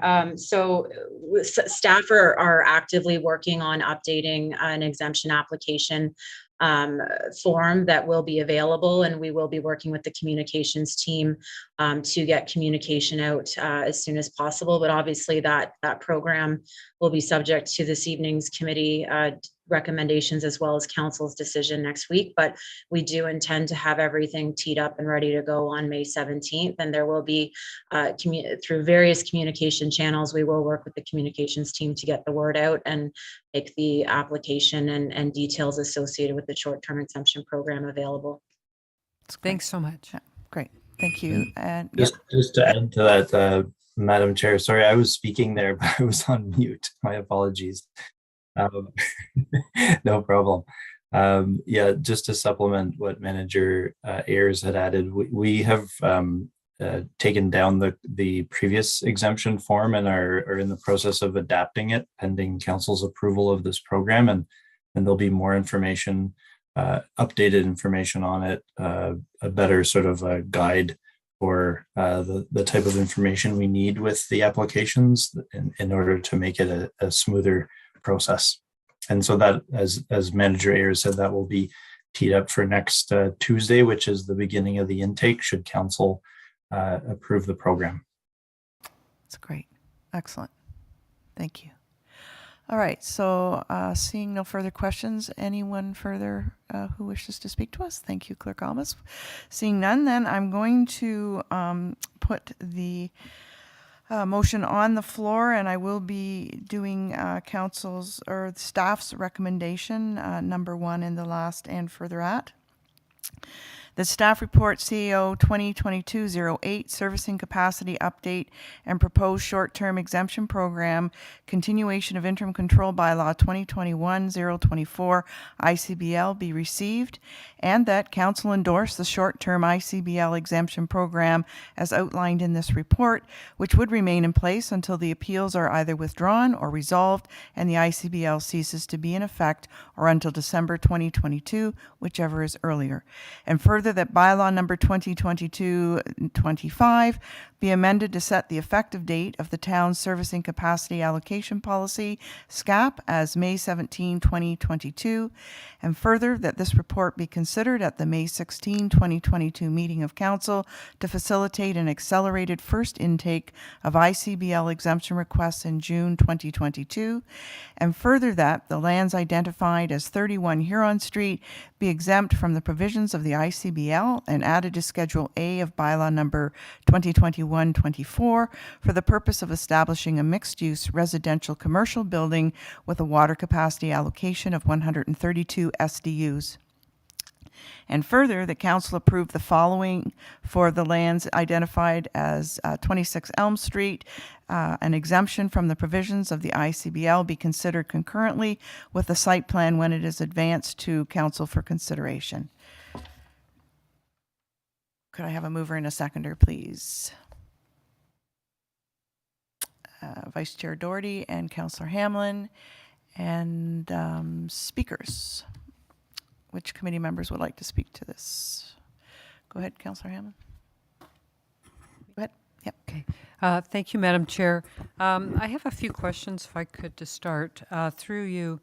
Director Slama mentioned that for 2025, the number of available SDUs of capacity would be determined based on whether the new plant expansion was ready or going to be ready on schedule. And if it was, then they would be a recommendation to release the the factor of safety, I believe she called it.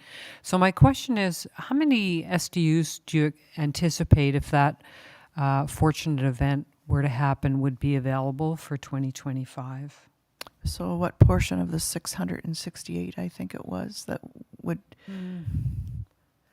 No, I think we're down. So if I can just clarify, I think if I understood the chart correctly, by 2025, there'd be 0 SDUs to be allocated unless the factor of safety is released. Oh, okay. So I was just wondering how many units that I didn't mean to be. confuse it. I thought the safety factor was 668. Oh, well, there you go. Okay. So we'll let Director Slama answer that, please. Thank you, Chair Jeffrey. Yeah, we did not say what the factor of safety was. That could potentially be released in 2025, or potentially we may at that time have to look at 2026 as well. But the SDUs that is the SDUs represented by the factor of safety that we're holding back is approximately 1,150. Okay, thank you very much. And I have my next question through you, Madam Chair, is clearly a great deal of our capacity rests on the UV facility being installed in a timely fashion. Is there any sense that that won't be installed during 2022 at this point? Director Slum? Sorry, I turned off my video instead of my mute. My apologies. Through you, Chair Jeffrey, to Councillor Hamlin. At this time, the installation of the UV is on schedule. We did pre-order the UV equipment back in February, I'm going to say. So we know that it was being manufactured. And at this time, it is on schedule for installation in the fall and should be commissioned before the end of the year. Okay, that's great news. Thank you. And my next question is through you, Madam Chair, the report mentions if we are to adopt the report that's before us tonight, there could be issues with staff in our planning department also having difficulty attending to other priority projects as they work to complete the exemption requests. And these, of course, included a list. I think there was 4 or 5, but one was our draft official plan release, and another was our affordable housing report, and anyway, a few other things. And my question is perhaps to our CAO. Everything seems to be so important and so urgent. And I'm just wondering, is there a capacity available to us to bring in consultants or somehow assist our planning staff so we don't have to drop major balls that are also in the air at the same time? Thank you. CEO Skinner. Thank you. Through you, Chair. Councillor Hamlin, I received this question from you now, and I believe Councillor Doherty was also asking it earlier today or in the last several days. That's certainly something we have been looking at. It's been very difficult to get planning staff lately. They're in high demand across a number of municipalities. So while we haven't put budget aside and would need to come back and talk to council about that, options such as short-term interim staff, the potential for an additional staff person and or the support of consultants certainly is at play in staff's mind to make sure that some of these priorities can continue to advance. The MCR, the official plan, supporting the affordable housing task force, especially in things that really get the ball moving, rubber to the road, if that's what you can say about housing, are very important this year. So I don't have an answer on what we're going to do, but we've certainly been talking it over and trying to figure out how to advise council on the options. Okay, thank you. Right, and Councillor Doherty, I did see your card up. Was that your question, or do you have an additional one? Floor is yours. Yes, thank you. That was one of my questions. So thank you, Councillor Hamlin. These are very high priority projects. The new official plan review we've been talking about literally from the day that this term of council was inaugurated. So it seems to me that this is a priority, and a lot of things have happened that were unanticipated, but certainly we could put some resources in place so that this very high priority could be addressed in the short term. And I guess I can add to that the affordable housing strategy. In addition to that, I had,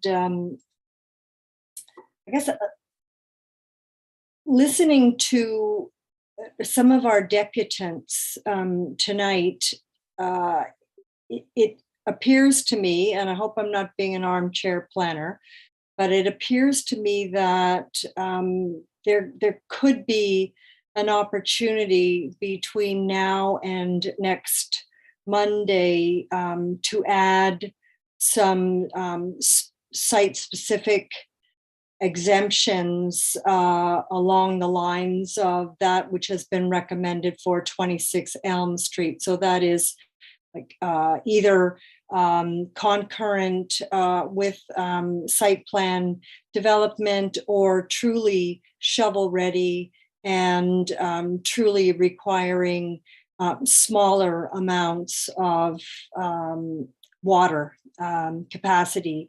So I'm wondering if we can amend the proposal in front of us, and this subject, of course, to comment from planning and the CAO, to leave it open-ended so that the list could be expanded and brought back to council on Monday to include 26 Elm, of course, but also perhaps to, unless there are factors that we are not aware of, to include 65 Simcoe Street, potentially to include the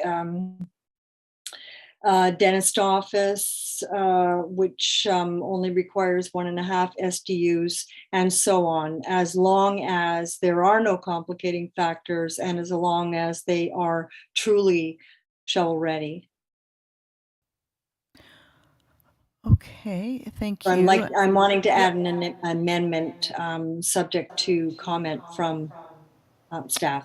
Yep, sure. Because I was going to make the comment that I thought you were going toward having it just appear, a list appear without us knowing what was on that list for council. And I think that we would be departing from public input and the opportunity to have it. So I think if it's coming from what we've discussed tonight, there's been public awareness of what we're talking about. So it would pass that test. Mm-hmm. So is that, Councillor Hamlin, you were going to make an amendment. Is yours similar? Not exactly, no. Not exactly. Councillor Doherty, do you wish to wait until after Councillor Hamlin does her amendment and then we'll hear yours? Yes, we may be able to bring the two together in actual fact. Okay. So, all right. Okay, so Thank you. let's do that. Acting Mayor Hull, any points at this juncture? No, I'd like to hear what Councillor Hamlin has to say. All right, so if you could put your amendment on the floor, please. Sure, thank you. Just by way of introduction, Madam Chair, I just wanted to say that I think one of the unintended consequences of having a system of control on the allocation of water is, while we don't have enough, is that we're catching up properties that don't need any more water. And that is the situation that I think the property at 65 Simcoe Street finds itself in. You know, they're being held up for issues relating to water, but that's not really, you know, they don't need any extra. So I think I would like to make a motion that as an additional exemption for the report tonight, we exempt the low down, I don't know what to call it, expansion at 65 Simcoe Street, subject to an engineering report advising on additional water capacity as required, if any, to the satisfaction of staff. And then I also, if you'd like, I'm quite eager to have also add as an exemption your thought, Madam Chair, that really any property where simply there's an application for a building permit for a change of use, where no additional water capacity is required, be exempted as part of this policy going forward. Okay. Thank you for that. So do you mind if we do those separately?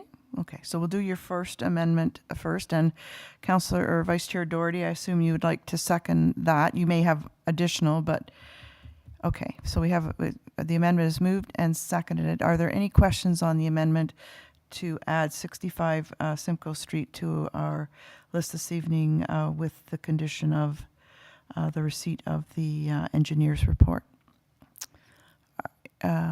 Yes. Vice Chair Doherty and then Acting Mayor Hull.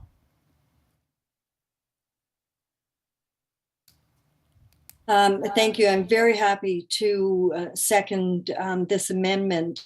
I'm just wondering, are there any other properties which have been outlined here in this report that we would be missing, that are in the same situation but are not being mentioned by name in this particular amendment? Thank you. Where Councillor Hamlin will be going with her second amendment to bring in a generic portion to cover off those in that specific situation that we provide for them in her second amendment. So for now, we're just going to deal with 65 Simcoe in that amendment. And then Acting Mayor Hall, you had further comments. Thank you, Chair Jeffrey. Perhaps through you to either the CAO or perhaps maybe first to committee member Hamlin. Is there any merit, and I'm asking from a position of support, but is there any merit actually in just approving the report tonight as is with that list that's identified as Appendix B and move it forward to Council on the 16th? With a request of staff that they clearly identify to their best ability, maybe there is one or two that is unknown, that would clearly identify what the SDU requirements are. I am very supportive of the one or two requests that have been made that seem very logical, but at the same point, there have been a few things through this process where we think we've moved forward with good intent to only find that maybe we should have either paused or had additional information to make a decision. And so that would be my question. And then perhaps my question of the mover. And then purely from a logistical standpoint, if we simply moved it forward tonight as written, would council have the ability to pull those addresses with the actual SDU numbers confirmed by staff and move it forward the evening of the 16th? I'm not looking to delay this. Thank you. Thank you. The clerk is nodding her head yes, that would work procedurally. So if I may, through you to the mover, from a procedural standpoint, would it make sense to simply move this with those properties identified tonight to the 16th to allow the full council the opportunity to move forward with the properties that they deem fit to be exempted on the 16th? Just through you, Madam Chair, I think, to my mind, there's a difference between those properties requiring absolutely no additional water, and no planning applications with others. And Lowdown would fall into that category, and perhaps others on the list. And of course, the Deputy Mayor has mentioned the dental office, perhaps, or not the dental office, sorry, the optometry office expansion as perhaps being another one falling into that category. So I would, maybe I would be supportive of our acting mayor, not a deputy mayor. He is an acting mayor. Okay, our acting mayor's suggestion to the extent that I would still like to include specifically 65 Simcoe Street, subject to that engineering report, but also any other properties identified on Appendix B between now and the Monday council meeting where no additional capacity is required.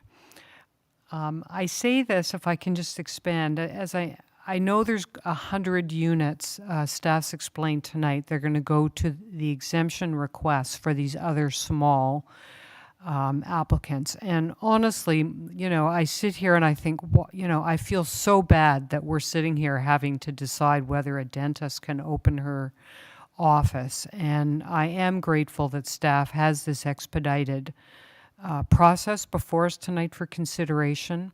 But I do think we have to stick with the application process for anybody who's going to need to share that 100 SDUs that are available. And I am content with the application process starting next Tuesday, May 17th for 10 days. And all those applications will be through our council by June 20. Thank you. So to clarify your amendment now, Councillor Hamlin, it's going to be to further exempt 65 Simcoe specifically, and any other lands identified in Schedule B that require no further water SDUs. Yes. And no other prohibitive reason provided by staff. All right. Are you still willing to second that as reworded, Vice Chair? Okay, I'm seeing a nod. All right, so we have a mover and a seconder for that amendment, and Acting Mayor Hall, you can speak. That's nice and bright, but you can bring another amendment after this. It's specific to the amendment, though, and the term of an SDU. So again, I'm making the comment from a position of support, because I don't want to get into a position of being contacted by somebody else that's maybe in a similar situation. Before I offer my support, which I would like to do, I would just simply like to double check. And I apologize. We are splitting hairs here, but regardless of capacity, when you're adding seats to a restaurant, drinks require water, washrooms for patrons require water, food preparation requires water, dishwashers require water. We are splitting hairs. I recognize that. Is staff, I guess the question is through the staff, those points, they're comfortable that there is no additional capacity requirement. Thank you for that. I'll ask someone from staff to respond in a minute, but I think we were clear, and Clerk Almus is going to clarify for me, because I thought we had that all set out. My apologies. It looks like Director Slama would like to speak to that. Oh, thank you. All right, Director Slama. Yeah, you need a yellow card. Yes, sorry. Thank you, Madam Chair. Through you to Acting Mayor Hull, I would recommend that any motion to include 65 Simcoe Street allow staff to review the engineered documents that have been completed, so that we can provide some information to council on whether we are in agreement that there are no additional SDUs required for that application. Okay, thank you for that. May I yes, sure. say something else, Madam Chair? Thank you. This is not, I have some other information I neglected to mention in the presentation. It's not necessarily related to these amendments, but I don't know if you want me to say it quickly now or later. Let's have all the information now. So let's go ahead. Okay, sorry, thank you. I just realized that I neglected to mention when I was presenting the numbers this evening. It doesn't change any of the numbers that I presented this evening, but I want a committee to be aware that the numbers we showed you tonight do not include additional SDUs that could become available if we're able to reduce our water supply to our customer municipalities. So the numbers you saw this evening do not include any reduction to our customer municipalities. And I just wanted a committee to be aware of that. Okay, thank you for that comment. All right, so our amendment has been moved and seconded. I think we have all had good discussion. So I'll call the question. All those in favor of the amendment? And that carries unanimously. Thank you. And to your second amendment regarding the generic base, would you like to reword that for us, please? It would be that that all properties that require no, I don't know, I might need staff to wordsmith this a bit Give us your before Monday, intent but and I'll we'll- spit it yeah, out. okay. That require no planning approvals and no additional water capacity, but simply building permits, change of use, be automatically exempt, subject to an engineering report advising on the water capacity required, if any, to the satisfaction of staff. And a seconder for that amendment? Thank you, Vice Chair Doherty. Any discussion with respect to this amendment? CEO Skinner. Thank you. I did want to comment, we did receive some advice quite early in the interim control bylaw that because of the nature of an interim control bylaw, any exemption will require a council decision with the address of the property included within it. So while I'm quite comfortable with a resolution asking staff to consider a rule that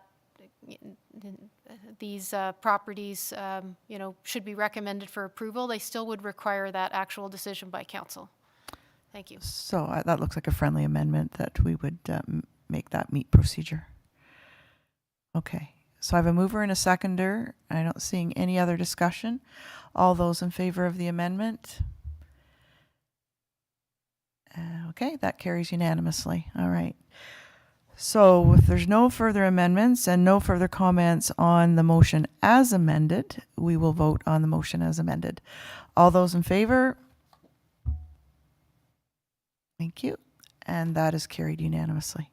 So thank you, everyone. Our recommendation will go to council. I think we expedited that, right, to next Monday? So we'll watch for council's approval and further discussion with our other colleagues. So thank you for your work and thank you for attending tonight's meeting. So then that takes us to staff report 6.2 is P 2022-15 Radiocommunications Tower Proposal, 52 Stewart Road, file number D111321, and I believe Planner Tico might be joining us for this one. Is that correct?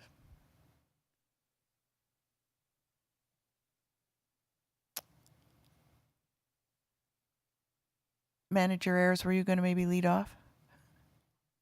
Thank you, Madam Chair. Just as an introduction, staff report number P 2022-15 is a report regarding a proposed radio communications tower located at 52 Stewart Road. Community Planner Tico will be providing an overview of the proposal, and I also understand that representatives from Forbes Brothers Limited on behalf of Rogers Communications Inc. may be in attendance this evening should members of the committee have any technical questions for the applicant following the presentation. With that, I will turn it over to Community Planner. Thank you. Manager Ayers, good evening, committee. I think with that introduction, we can go to the next slide, please. So the town received an application for a 30-meter monopole radio communications tower at 52 Stewart Road in November 2021 from Forbes Brothers Limited on behalf of Rogers Communications Inc. The subject property is vacant and located at the northeast corner of 6th Street and Stewart Road, immediately west of the Home Hardware property. The tower is proposed in the far northeast corner of the property. Innovation, Science and Economic Development Canada, or ISED, is a department of the Government of Canada that issues authorizations for radio communication antennas and their supporting structures, such as towers. As the land use authority, the town makes a recommendation for concurrence or non-concurrence with the proposal, but the final decision for approval rests with ISED. To guide the formulation of recommendations to ISED, the town has a radio communications protocol. The applicant held virtually the required public open house on February 17th, 2022. One member of the public attended the open house and inquired about the health and safety of individuals in proximity to telecommunication towers and was provided with an overview of Health Canada's Safety Code 6 from the applicant. At pre-consultation held in August of 2021, the applicant was made aware of the town seeking the following key items to be considered in review of the proposal: the need to demonstrate coverage improvements, the need to demonstrate confirmed carriers, and that the design of a lower tower height relative to coverage needs and a stealth design. The radio communications protocol states that facilities will be evaluated on a site-by-site basis to determine sensitivity. Sensitivity will be measured by a variety of factors, including environmental issues, visual impacts, land use compatibility, and other community planning matters that may be significant at any proposed radio communications facility location. So staff have assessed the proponent's submission against the town's protocol, as well as the responses to staff comments. The town's protocol gives preference to co-location on existing towers or structures. For new towers, public lands followed by private industrially designated or zoned lands are preferred. The subject property is designated industrial park by the town's official plan and zoned industrial park M5 by zoning bylaw 2010-040 as amended.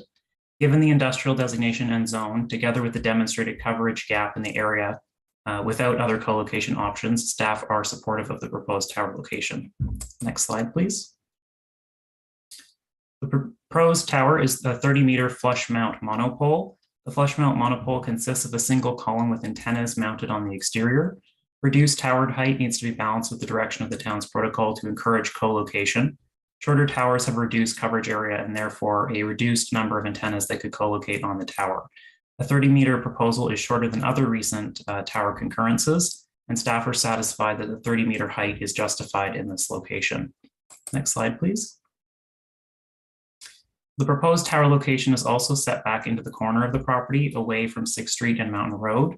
The location is suitable to optimize the property for future development.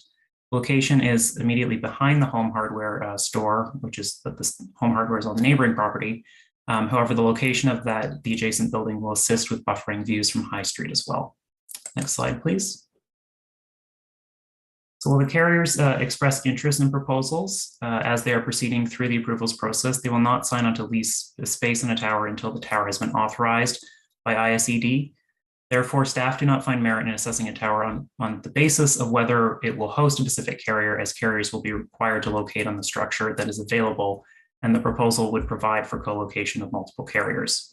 So network coverage heat maps on this slide show the estimated improved coverage based on the Rogers network and existing coverage on the left and estimated on the right. Dark purple and blues indicate better coverage.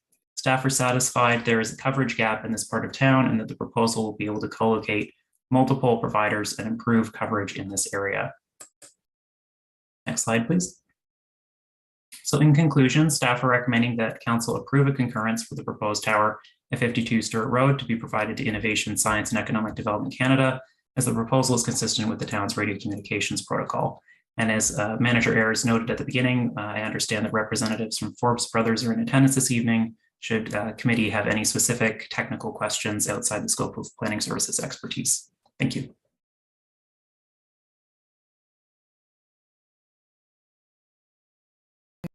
See if there's anyone in the public wishing to speak to this item.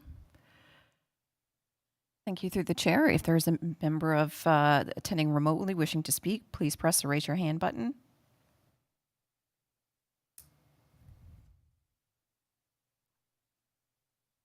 Okay, that's great. So seeing none, then I will read the motion. It's that staff report P 2022-15 Radio Communications Tower Proposal 52 Stewart Road, file number D111321 be received, and that council approve a concurrence for the Radio Communications Tower proposed at 52 Stewart Road to be provided to Innovation, Science and Economic Development Canada. If a mover and a seconder, please. Moved by Councillor Hamlin, seconded by Acting Mayor Hull. Any questions? Seeing none, all those in favor? And that is carried unanimously. Thank you. Before we go to 6.3, I'm just going to look around the room. Can we use a 5-minute recess? It's been 2 hours. Stiff stretch, or do you want to keep pushing? Nope, you're good? All right, keep pushing. 6.3, PW 2022-12, unopened road allowances and public water access locations. And that will be presented by Director Slama. Thank you, Chair Jeffrey.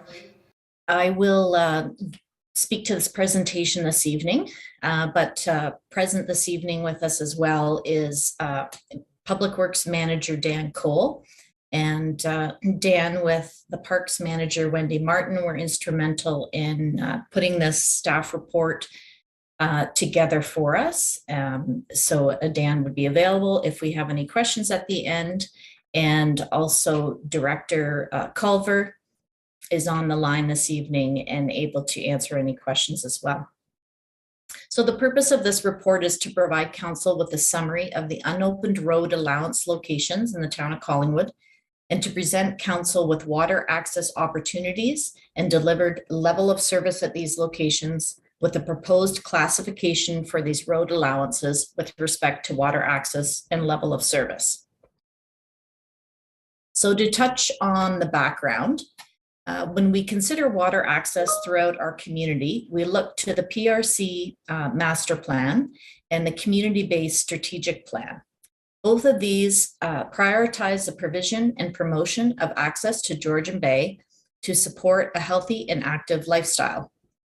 During the summers of 2020 and 2021, the community experienced an increase in the number of users of parks and waterfront areas.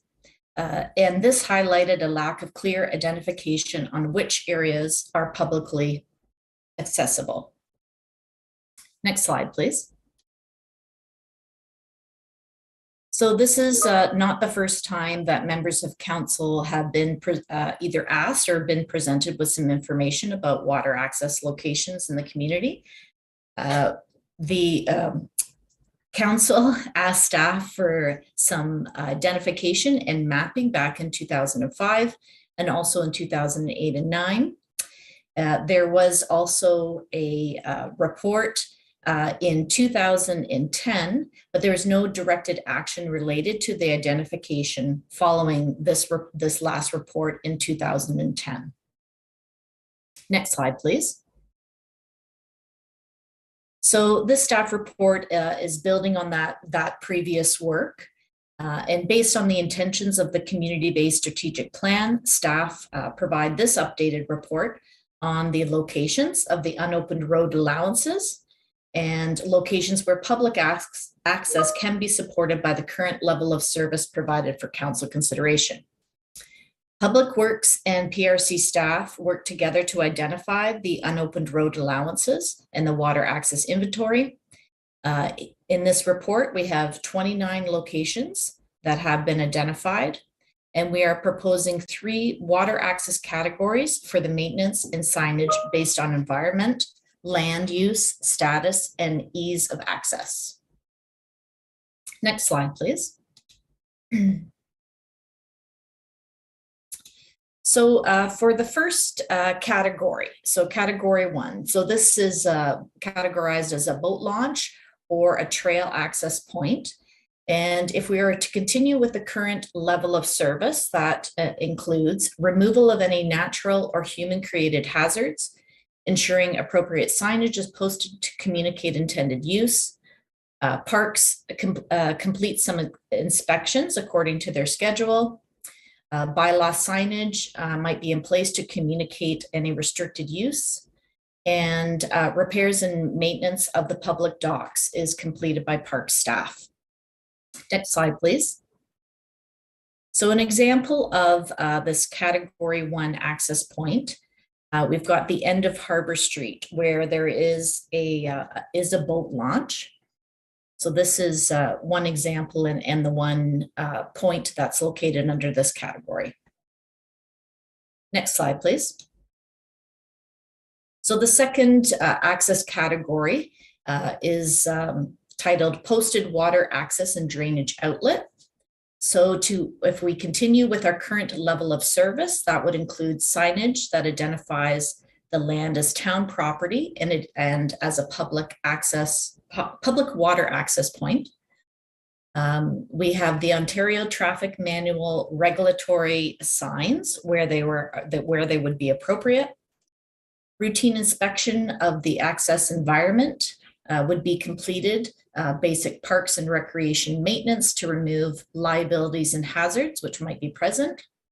We'd maintain the outlet to ensure positive drainage in accordance with permits, maintenance policies, and general best management practices.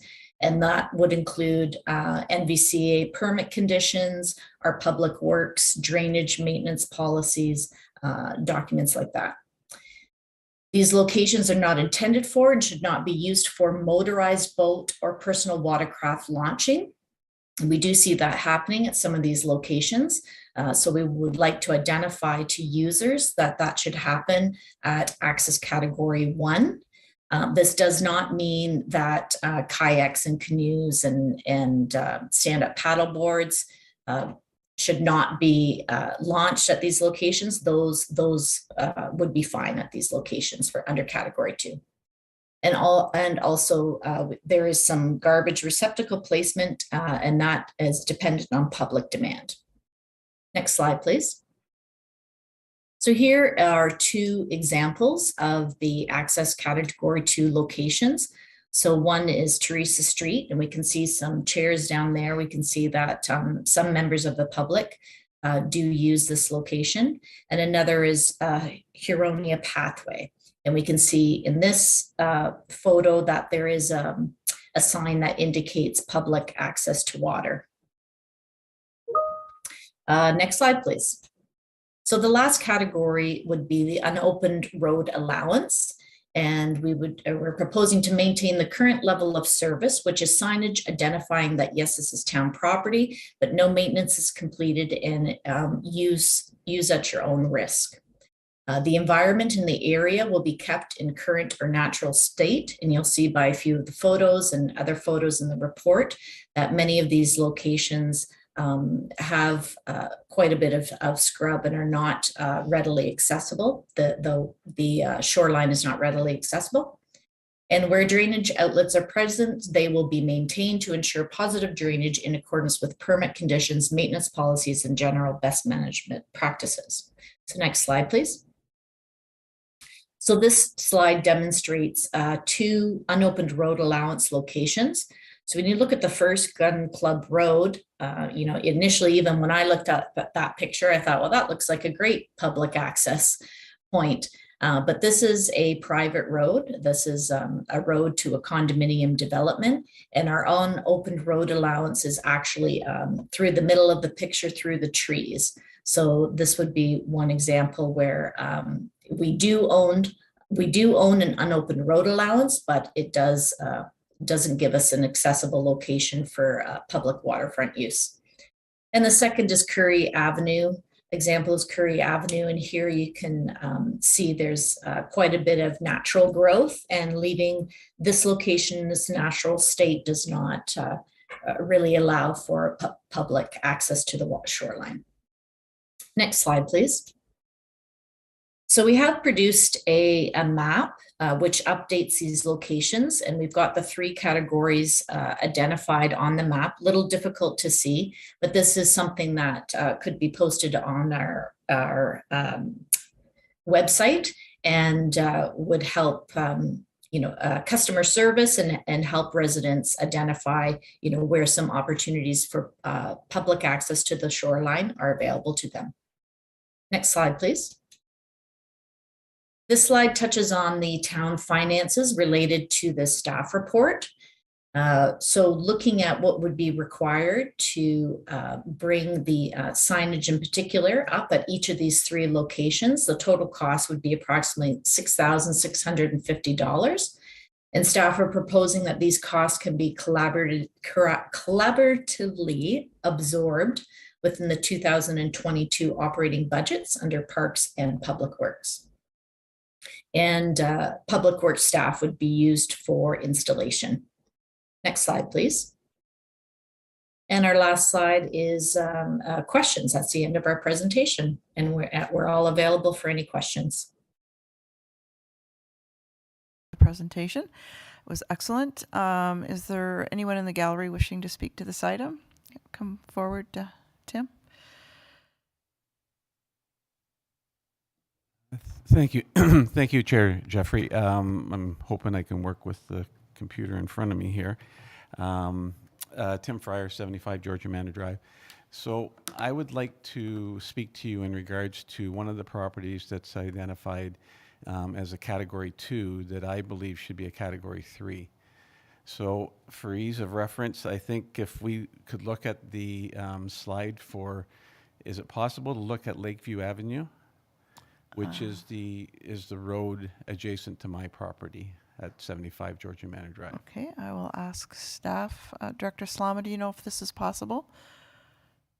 So through you, Madam Chair, if the staff report could be put on the screen, we could look at a photo of the location, which would be included in the appendix of the staff report. And if not, then everybody could look at it on their, and just as Director Salma said, it's on the staff report. Yeah, I just thought a visual look at it would be. And I think it's good for public as well, for us to be able to show it on the system. So we'll just give them a minute here to see if they can get the staff report up, and we'll get to the right appendix.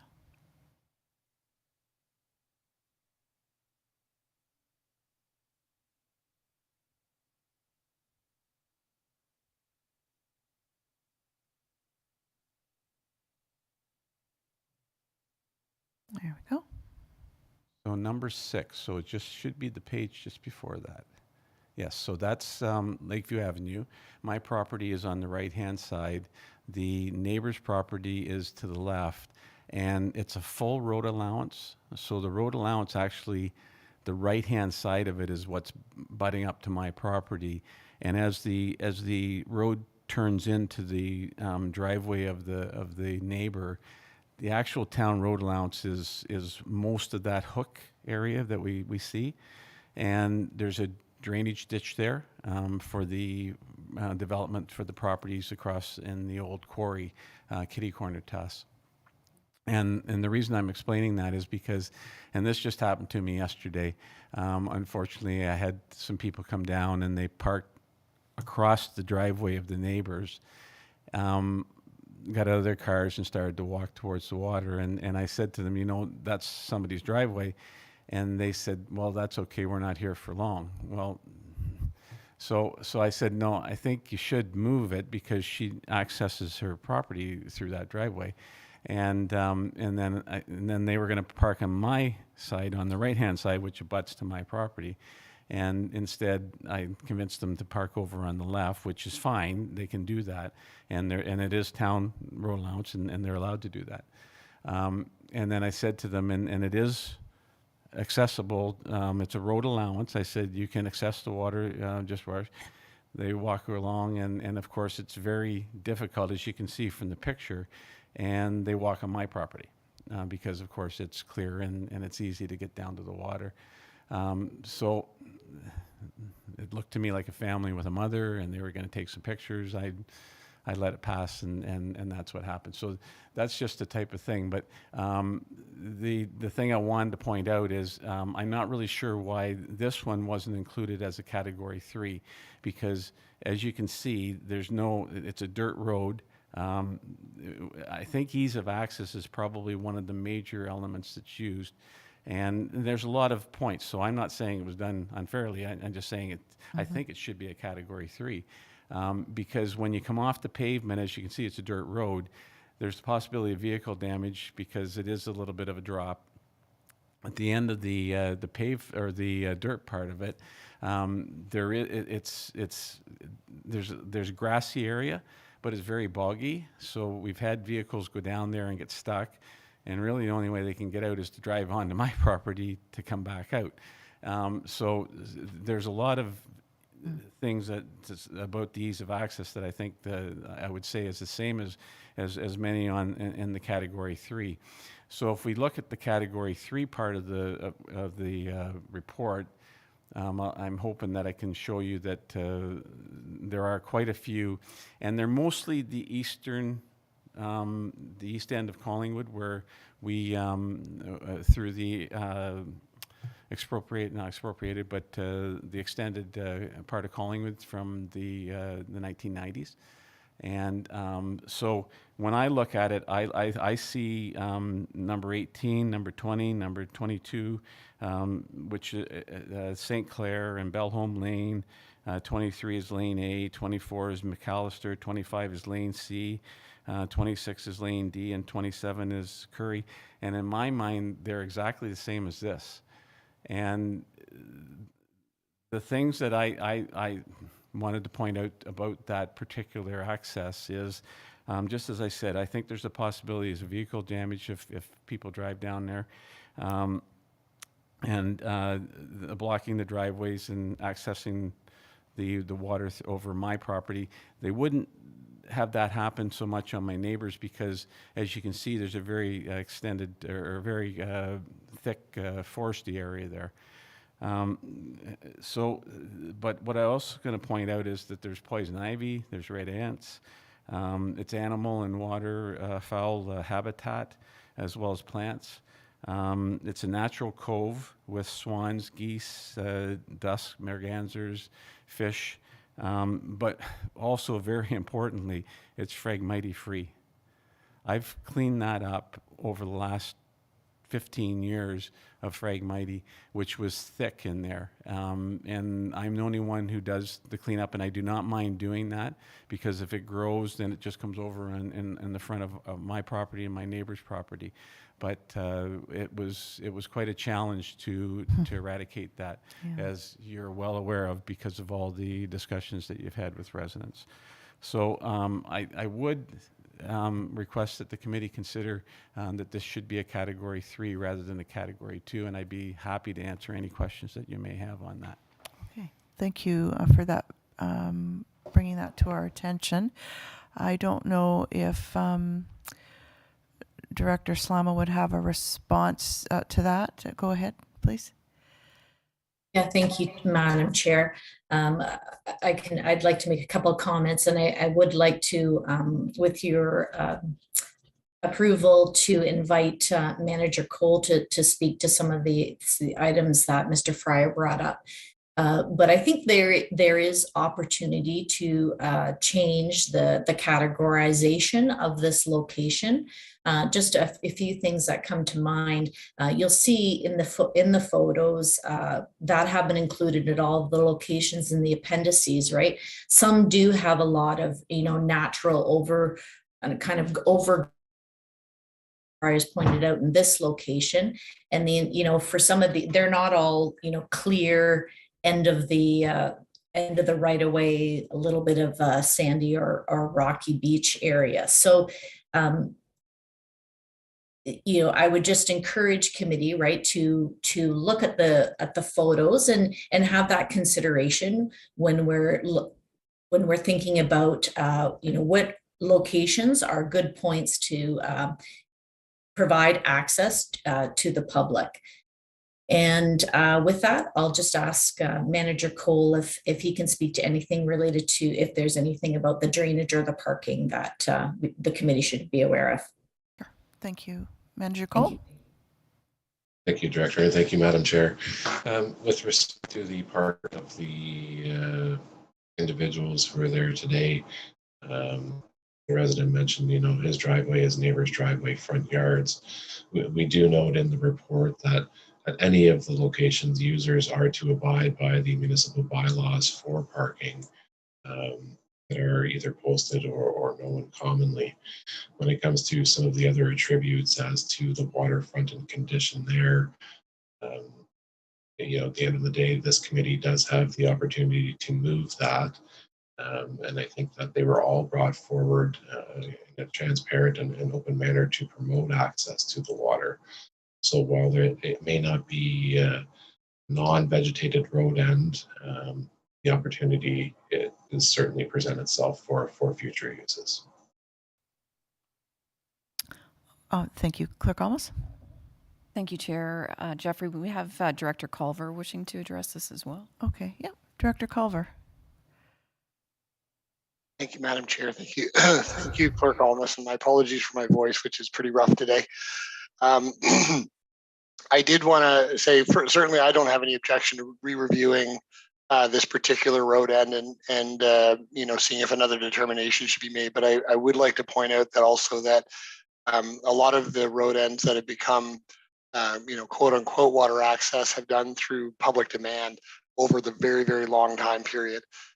So the problem that we run into when we start removing them is convincing the public not to go where they've been going for years. Again, with this specific one, I'm not objecting or suggesting that it shouldn't be reviewed.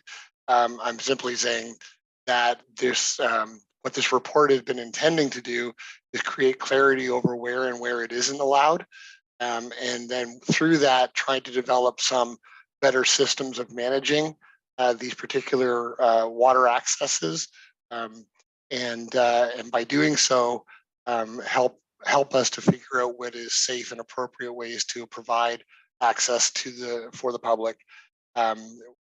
Feel like going back into the review concepts takes us back to the place where we're, I think all the neighbors related to most of the road ends where they have been publicly available or determined over the longer time, would have arguments, especially when it pertains to shoreline protection and habitat and whatnot, because all human interaction with shoreline is going to affect habitat. So to some extent, I just want to, again, completely, I'm on board with Mr. Fryer's request. I would happily, work with PW on a review to make sure that it is appropriate, that it gets turned into a category 3. And I'm glad we have the category system to be able to start developing these references. But I also want to sort of signal the slippery slope that may occur as a result of one action. The road ends are not so distinct that this couldn't turn into less access for the public by virtue of solving one problem one place. It could transfer to other locations as well. And I just wanted to put that up there for awareness and consideration too. Thank you. Thank you for that, Director Culver. And just before I go back to Mr. Fryer for a second, so the difference is category 3, there's still public access, they're just using it at their own risk, and there's not the benefit of the maintenance and the other things that we would be able to achieve in a category 2 and or 1, and that it would be signed as such, correct? Okay, yeah, sorry, go ahead, Tim. Similar to what you've said, when I looked at the pictures, and it's identifying Lakeview as an open road allowance and drainage. There's so many that are exactly the same in category 3. I was actually surprised it was in category 2, but I knew that I could come here and talk to the committee about it. So no, that's great. I just thought that's fine. I'll come and I'll address that. But nothing would change. The allowance is still there. I recognize that the use of that allowance is allowed to the public, and I just try to help out and such in regards to them not really having a basis maybe to signage isn't there. But the ease of access is the thing I'm most concerned about. And then the nature of the beast is that if people are accessing it, then there's always the liability situation. So, I appreciate the committee's consideration of it. Yeah, that's great. Okay, thank you for your comments. And is there anyone remotely? None? Okay, that is terrific. So we have the motion that staff report PW 2022-12, unopened road allowances and public water access locations be received. Excuse me, and the council approve the proposed water access categorization contained herein and the category proposed for each location. So can I have a mover and a seconder, please? Councillor Hamlin and Vice Chair Doherty, and comments, amendments. Councillor Hamlin.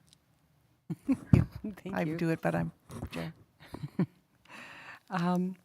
Through you, Madam Chair, I have a question. Yeah, sure. I wanted to ask Director Culver if he could just clarify. Did I hear him say that once the categories are established, then staff will go back and look at, I wrote down, safe and appropriate ways to access the waterfront? Or was that, or is the access part of the categorization for why entry points are before us tonight? Thank you. Director Culver? Thank you, Madam Chair. It would be the latter. It would be that it's in front of you because these have been identified as safe access points, or based on the categorization, a spectrum of safety, I guess, or where one we provide some good structure that allows for better access, and other places it's an at your own risk scenario, as mentioned previously. I guess my comment is, in other municipalities, and I think of Tiny, when you drive along whatever their waterfront road is, there are so many access points to the water and to their wonderful beach. And I think this is an underutilized resource that our town has, and I'm so happy to see this report before us, because, and I guess Wasaga Beach is a similar kind of situation with so many access points to the beach and the water. So I'm also mindful of the fact that, many of the public will not have noticed that their nearby road access is on a list and could be signed or made better. And I'm somewhat reluctant to grant any exemptions at this point, because I think it will encourage others to come forward. Now, having said that, I think, there's nothing wrong with staff having another look and seeing if Mr. Fryer has raised sufficient points that they've miscategorized the access point beside Mr. Fryer's home. But failing that, I wouldn't want to sit here and start granting exemptions to these access points tonight. Thank you. Okay, thank you. Any other comments? So am I hearing, I might pass the gavel to Vice Chair Doherty just to make an amendment. You have Absolutely, the gavel? Chair. Thank you. I'd like to amend the motion to have staff, I see this, and because I heard Director Culver say he supports that change from Category 2 to Category 3 for the Lakeview Drive. Was it number 18? No, it wasn't. Anyway, whatever number of that Lakeview road is, from a Category 2 to a Category 3, subject to a further review that staff could report on on the report for council.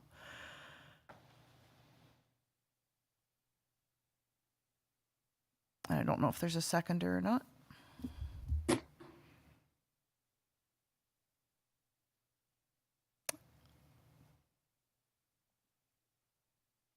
Acting Mayor Hollow has put up his card as a seconder, Vice Chair Doherty. Thank you. Chair, would you mind repeating that, please? That I would amend that we recommend changing the Lakeview Avenue property or access road to Category 3 instead of a Category 2. And subject to staff reviewing it prior to the council meeting and just confirming. Okay, thank you. And Acting Mayor Hull, you are seconding that amendment? You are. Thank you. Are there any questions or comments in regard to the amendment?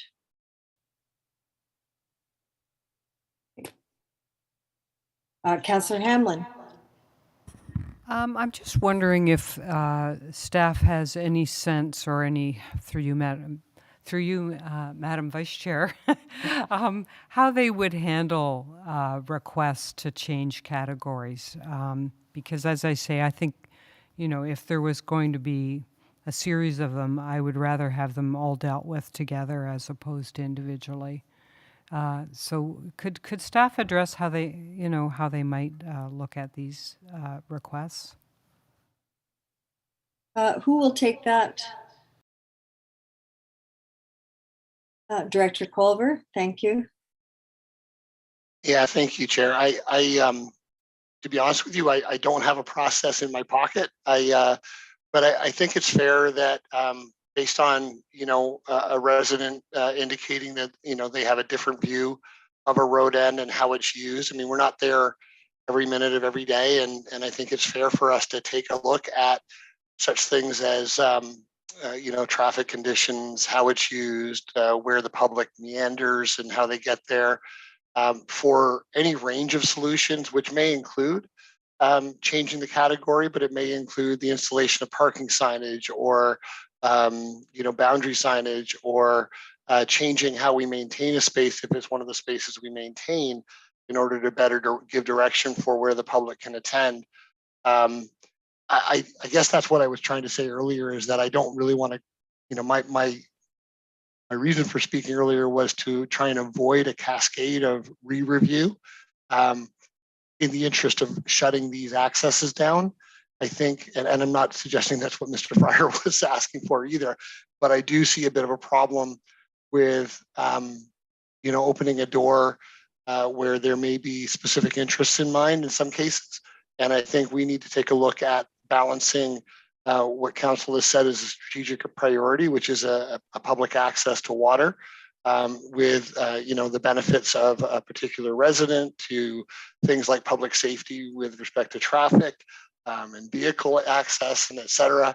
And I think that what the outcome might be a recategorization if we feel that a resident has made a compelling case, but it also may be other mitigating measures that would help to find a common ground that allows for the public access, but also take care of such issues as safety or environment or other considerations. So I'm sorry to be long in my answer, but that was kind of where I was trying to get to, was not opening up a bit of a Pandora's box, where I think there's some good thought has gone into the current categorization, but we're also not inflexible. Does that satisfy Councillor Hamlin? Yes, thank you. That's very helpful. I think where I stand on the motion before us is that I would not support exempting the Lakeview subject to review, but I would be supportive of staff reviewing the Lakeview access in light of the comments made tonight. Thank you. Okay. Okay. Chair, is that an amendment that you can accommodate, or? Yeah, I can convert it to be a review of that, and we would have the answer before council, though. Is that correct? Yeah. Okay. Okay. That being the case, then I'll call the vote on the amendment, please. All in favor? And that's carried unanimously.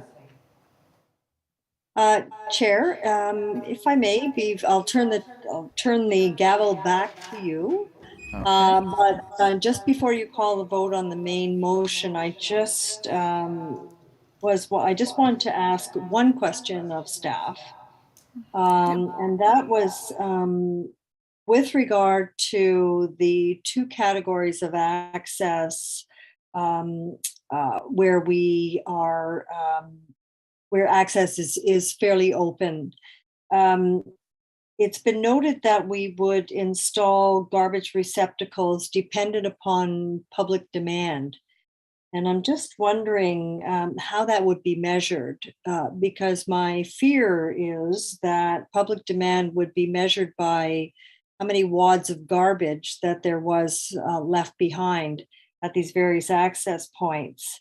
And I guess my druther would be that garbage receptacles be installed as a matter of course, and perhaps the servicing of those receptacles, emptying those receptacles, could be more dependent upon public demand / use. So I will just, through you, put that to whichever staff member can answer that question. And I think Director Culver is probably going to take that one. Yeah, thank you, Chair. It's a fair point, and to be honest, we've put garbage receptacles wherever they've been requested. There isn't sort of a threshold for measuring, the number of wrappers we find or anything like that, or where it's always been based on where a need is seen or where it's been requested. I think the I think the caveat in the report is only related to the fact that it is an operational extension, especially where the road ends are farther away from our core of services. So, but we're on the same page that it's not ideal or preferable or even acceptable for, litter to be cluttering the shoreline or blowing about. So garbage receptacles are installed where they're needed without reservation. Okay. Any follow-up? No, thank you. Thank you. Councillor Hamlin. I have one last question, Madam Chair, through you to perhaps this Director Culver. I noticed there's only one Category 1 over on Harbour Street, and I was wondering what the boat launch on Heritage Drive, why that's not included and how that's different. I know that's just my ignorance, but I'd just like to have that clarified. Thank you. Director Culver? Thank you, through you, Chair. The marina boat launch is in a road end, so it's not considered part of this report. It's not the end of a road or an unopened road allowance. You might. I was expecting your question to be about Birch Street, where it is a road end or a road allowance that ends in what was formerly a boat launch, and there are simply safety factors related to the facility there for boat launching, and that's why we don't identify it as a launch access space. Okay, thank you. Yeah, thank you for that response. Okay, so with that final question then, all those in favor of the motion as amended? And that is carried unanimously. Thank you. So that brings us to agenda item number 7, which is reports and minutes of other committees and boards. 7.1 is the Collingwood Heritage Committee minutes. There's no public input on this part, so that the minutes of the Collingwood Heritage Committee meetings held April 19, 2022 be received and the recommendations contained therein be approved. If I could have a mover and a seconder, please. Councillor Hamlin, Vice Chair Doherty. Any questions with respect to the minutes? Seeing none, all in favor? And that is carried unanimously. Thank you. Number 8 is the consent agenda. We have 5 items. That the council herein received the general consent agenda, and further that the information and opinions provided in the general consent agenda items are that of the authors and are not verified or approved as being correct. 8.1 is Simcoe Condo Corp 273 Blue Fairways Phase 5 and 6 development. 8.2 are from various residents on the Silver Creek and Forest Drive communities. 8.3 County of Simcoe Phase 2 of proposed changes to the Conservation Authorities Act. 8.4 is the NVCA board meeting highlights from April of 2022. And 8.5 was a Live, Work, Learn, Play follow-up to the deputation. Live, Work, Learn and Play, a deputation of Craig Smith and Andrew Marchenko, the relationship to Poplar Regional Health and Wellness Village, MZO. Can I have a mover and a seconder to receive? And then I'll ask if there are any to pull. Councillor Hamlin, Acting Mayor Hull, all those in favor? And that is carried unanimously. And items to be pulled. Councillor Doherty. 8.1, please. Okay. Councillor Hamlin? 8.2. Q, and I too was going to pull 8.2. Any Acting Mayor Hull? Not seeing any. All right. Councillor Doherty, go ahead on 8.1. Thank you, Chair. So I have a number of questions in regard to this letter. The last one of which will form the content for a notice of motion. And they are as follows. There seems to be a continued expression of concern for these residents as to the position of 2 of the 4-story buildings that are part of the proposed development. And so through you to the planning, perhaps Manager Ayers, is it possible for the position of these two buildings to be changed so that they are not so close to the fairway? Manager Ayers? Thank you, Madam Chair. Through you to Councillor Doherty. Senior Planner Brian is not in attendance this evening, and he is the principal planner on the file. The subject property, it's subject to a current active site plan application that's undergoing development review. And so it is being considered against the town's current official plan policies, zoning bylaw provisions, and the town's urban design manual. So I can't speak to whether or not the positioning of the buildings can be relocated given the amount of time and review that's already been undertaken on the particular file. It is something I can, perhaps Senior Planner Brian could speak with the applicant about, but as it is a site plan application matter, it's, the entire site layout, not just the positioning of those particular buildings, would be subject to further consideration and review and the potential implications of that. But again, it is a development application, and the applicant would have to be amenable to considering that relocation at this time. Okay. Thank you. Councillor Doherty? Thank you, Manager Ayers. And so I guess two questions, and hopefully that Senior Planner Brian can answer. One would be, can they be moved or not? And the rationalization for either maintaining their current position or as part of the final site development process to request a change of location. So that's that question. There also is a question in regard to the sufficiency of the tree buffer along the 7th fairway. And I'm wondering if that is going to be considered as part of the approval process. Manager Ayers, same response for Planner Bryant, Senior Planner Bryant? For you, Chair Jeffrey, to Councillor Doherty.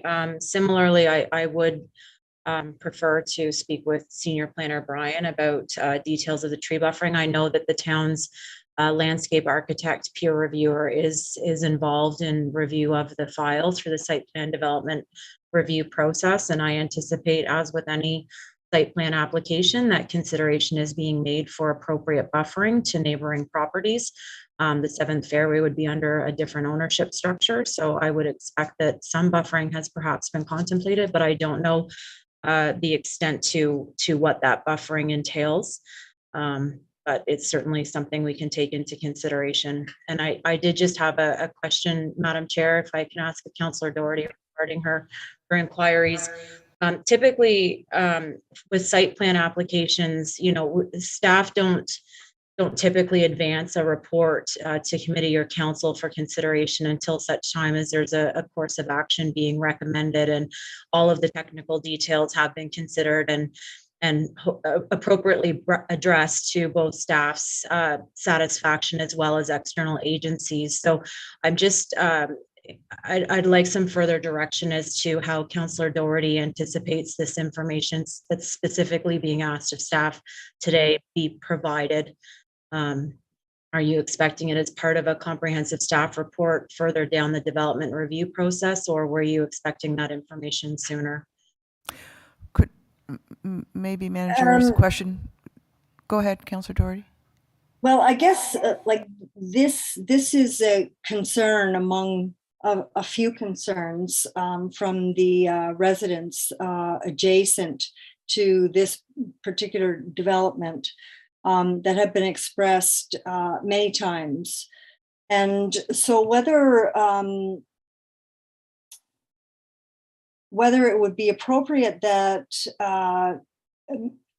Senior Planner Brian comes back with answers to these particular questions, or whether at minimum these people can be offered the assurance that these matters are being considered as part of the approval process, and that they will come back in the fullness of time, fully addressed and rationalized as to the final design. Does that make sense? Manager Ayers, when would be the next opportunity for Councillor Doherty to pose these questions in the process?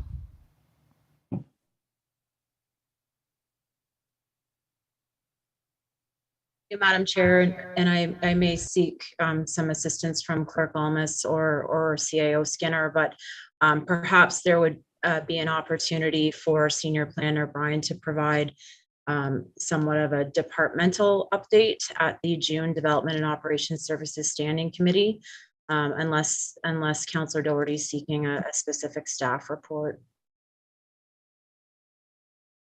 The clerk. Certainly, thank you. Again, this is just a notice of motion. So if staff are present at the next council meeting, whenever this is come forward with a set of minutes and that notice of motion, then we can address some of the questions. And if council feels it appropriate to get involved in the development process that's been undertaken to date, then I'll have a better understanding of the capacity and changes that would be needed. Okay. All right. That's great. Okay. So if you may bring your notice of, just word your notice of motion, Councillor Doherty, and I think that we can work within that better, and then staff can come back and give you their response as to the next steps. Okay. Contemplating that, Acting Mayor Hull has his card up, so you can just great. Yeah. think about that for a minute.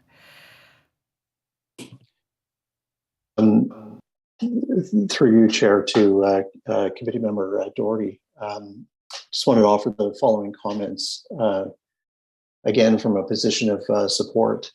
I think the questions have been answered, actually. Sorry, I think the questions have been asked. And they've been asked away from the table by members of council, as well as from numerous members of the community. And we've actually had a discussion at the table, and I'm paraphrasing, but I distinctly remember making a comment, and that's why I'm bringing it up. And it was specific to this particular application. And in conversation with staff, the comment was made about, a complete application. And my response was, that doesn't make it the right application. So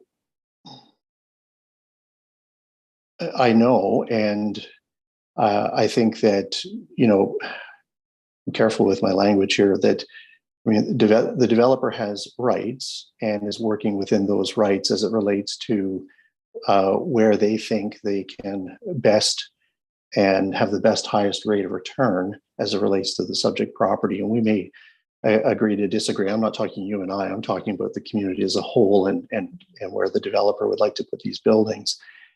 And I think that specific to this particular development, we're at the point where council just has to put forward not a resolution in terms of what are the questions we'd like to ask staff, is a resolution to just clearly state, we know what's coming down the pipe and we don't like what you're proposing.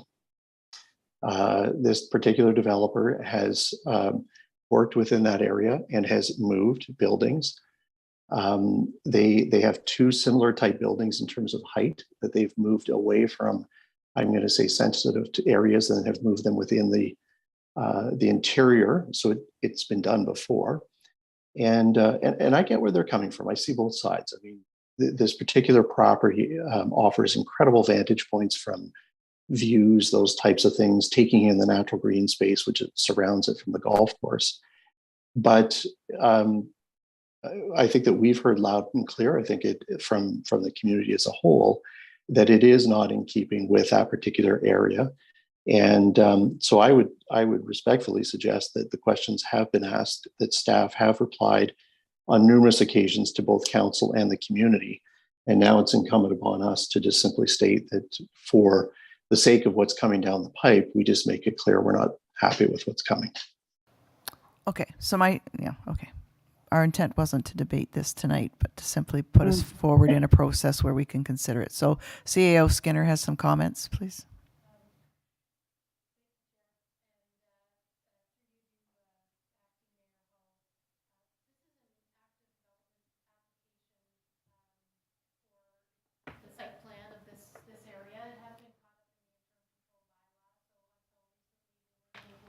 Sorry, Sonia, I think your mic might be on. Thank you. It's an active site application, and it had been caught up in the interim control bylaw, and pending decisions coming up for council in the next week or so, would be able to get back on the track to have a report to council. Council would be sitting as the adjudicating body to approve or not approve that development application in line with the town's policies and requirements, the bylaws, the official plan, etc. And we've been made aware, and we appreciate being made aware of the considerations of the community with respect to the things that they'd like to see in this development application. I do think that the most appropriate approach would be to bring this full staff report back to a committee so that you can all see the breadth of the analysis that's been done and consider it in context. And that would be the best way to deal with this piece. I think it would have to seek some legal advice, but it introduces some difficult considerations if council would be looking to look for things that are not currently supported by the town's bylaws and development rules currently. Thank you. Okay, thank you. All right, so the CAO has Acting Mayor Hall wish to respond or follow up. Thank you. Through you to the CAO, I don't disagree with the work that she has said. And I think that not allowing something to come forward and going through the current process that's in place, that's provincially legislated, would, one, prejudice the system and therefore put us in a position where we would likely end up at OLT or just being sued. So I get it, but that doesn't mean that we couldn't be working harder, and I think messaging through staff today to say, look, we're getting significant input and feedback from the community who is clearly concerned about this, and that needs to be reflected and conveyed through staff to the proponent today, so that they can make the decision whether to work with it or not. If they choose not to work with the feedback that's being put forward, that's their choice. Again, they can work within the rules of the game. But then we know that we've voiced a concern. They've chosen to go in a different direction, and we know what we're dealing with when it finally does come to the table. Thank you. All right, so for this report, the CAO has suggested, do we need, I guess this would be a question for Clerk Almus, do I need Vice Chair Doherty to word some kind of request? No. Certainly through Chair Jeffrey, I would recommend, since we're still in receiving of the consent agenda, maybe once that's been reviewed, even under other business, if it's just a notice of motion to address that Councillor Doherty would be working with staff to create a motion reflecting the requests that were provided for in that consent request. Okay, so we will do that under other business. Okay. Vice Chair Doherty? Okay. Okay, thank you. All right. Actually, Chair, I'm sorry. There's one other matter that I would like to have addressed as part of this. And that is the notion of tree canopy coverage and how we measure it. Because this is something else that has come up repeatedly from this group in regard to this development, but it has potentially great merit for other developments as we move forward. Right now, we are asking, as part of our urban design guidelines, 30% coverage at maturity. The proposal is being put forward by this group that we should be considering a 20% coverage when planted. And my question is, is that defensible? Is it supported scientifically in terms of what it yields, in terms of canopy? And if so, is it something that can be worked into this development and then also into our urban design guidelines going forward? Okay, so staff have taken note of that. I believe it's been asked and answered in previous meetings directly by Director Valentine, but we will send it through one more time. And I don't think it's a case where the more times we ask, we get a different answer, but your comments are noted, so that's fine. I'm just saying, I just know that they've been asked and answered, and we'll see if there's anything different in your request since the last time we got an answer. I'm asking for a validation. I guess that's what is different. I'm not asking if or not. What I'm asking for is, can we validate this recommendation? Validate their information? Yeah. Sure, that's reasonable. Councillor Hamlin?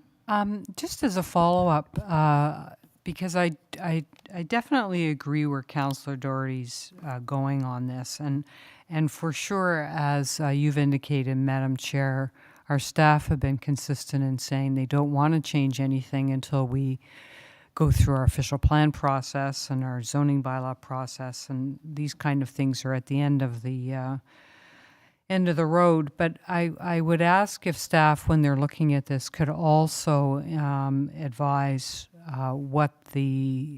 whether we are in a position to change our urban design guidelines regarding canopy coverage, should council wish to at this point. Thank you.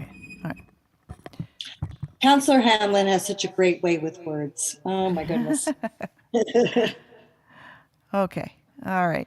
So 8.2, Councillor Hamlin and I both, and I just asked Councillor Hamlin before the meeting that I would have ask staff to address roles and responsibilities with respect to some of the comments that were made throughout the letters from the various residents. And I think that CAO Skinner is going to start and Director Salama may finish. I believe that's where we left it. CAO Skinner, take it away. Yes, thank you for the chance to provide some context to this. We are actually quite pleased to hear from people living in the community. So we did want to address a couple of points. There are some active items before the OLT, Ontario Land Tribunal, around these properties. So some of my comments are general in nature around the roles and responsibilities. And some of these are in some letters and not in all, so everyone should, they're just some general themes that we noted. One of the themes was around population growth in Collingwood and whether we should allow population growth. And one of the factors is that while our council here in Collingwood can advocate with Simcoe County around the amounts of population that we think will work for our community, and in fact there was a resolution around reducing some of those estimates within the last couple of 2 or 3 months. That population planning is not controlled here in the local town. It is something that the province, under the Places to Grow plan, works with county level or upper tiers to allocate population, and they further through a process called the MCR comprehensive review process to allocate those population to us. So it's not something that we're deciding, you're deciding here at this table to do. One of the other things that is mentioned quite a bit are development requirements. And anyone that's looking to build in Collingwood at Silver Creek or otherwise has to follow the requirements of the Planning Act, including the official plan that describes how the land is used. And the provincial policy statement sets out requirements, including the town's requirement to consider natural heritage. And the town also has requirements for stormwater management, and that requires developers to study and plan for any changes that may come due to development. The town does have a master stormwater report and a model that was completed in 2022 and has recently been presented. And we're advancing overall to the next stage, which is the completion of a master stormwater plan. And it'll look at areas of risk and how we can prioritize municipal investments to address these risks. In the case of the Huntingwood area, the developer has completed a stormwater management report looking at local drainage on the development lands. In a broader perspective, under the Conservation Authorities Act, our local conservation authorities, such as NVCA, regulate riverine flooding, so flooding that comes from the overall rivers. And any development must receive a permit from the Conservation Authority, and it's only permitted to have development outside of floodplains. One of the notes in some of the letters talks about filling in the floodplain and thus placing houses higher than other adjacent properties. And typically, it wouldn't be allowed that one could fill in a floodplain. That's part of the protected areas where development typically it would not be allowed. Not that there wouldn't be any other reasons to put fill in place, but that's probably not one of the things that would happen. And the developer has created as well a flood hazard study, which is under review by the Conservation Authority.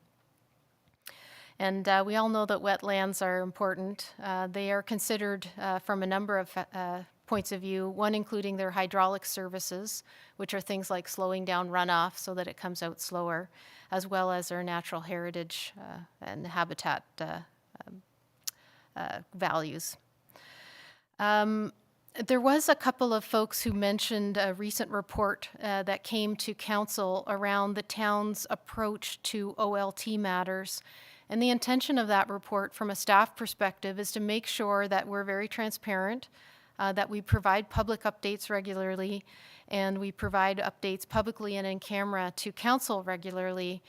And it did talk about some of the benefits of settling an OLT matter in that report. And it wasn't intended that was a path staff would always recommend. Really, we're looking to settle where we provide the best outcome for the community. Often settling can keep more control in the local council's hands around acceptable solutions. It can be less costly to taxpayers where there's a reasonable and apparent solution that the parties can agree upon. However, I would expect and staff would recommend to council that it may be worth going to a full tribunal hearing if we need to stand up for good planning policies or practices or some of our town's values.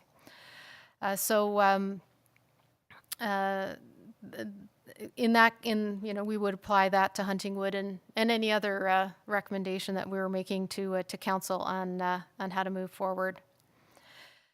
I did see a couple of notes around traffic studies, and if I could ask Director Slama to talk about traffic studies, please. Yeah. Okay, Director Slama. Thank you, Madam Chair. Thank you, CAO Skinner. Yes, I'll just touch on some elements related to traffic studies. So the town did complete a master transportation plan in 2019. And under that plan, we looked at the regional traffic movements and specifically looking on traffic in the arterial and collector roads.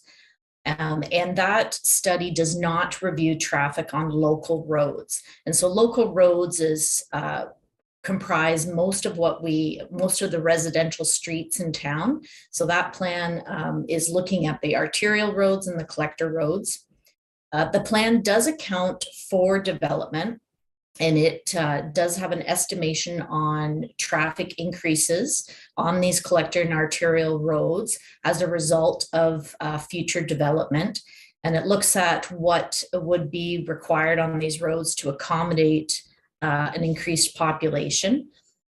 As a future developable land, the Huntingwood lands were assumed to be fully built out by 2041 in our master transportation plan that was completed. For the Huntingwood proposal in particular, we wanted to mention that they have completed a traffic impact study. It was completed in 2019, and it looked at proposals for developments on on the east side and the west side of Silver Creek. And so that is the report that they have submitted to planning for review.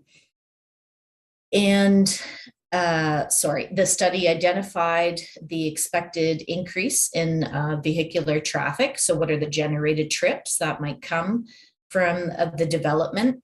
Looks at what the traffic movements might be, which way they would go. Would they go east or west? And it also considered an increase in the vehicular traffic on Highway 26 and Silver Creek Drive, heading to Osier Bluff Road.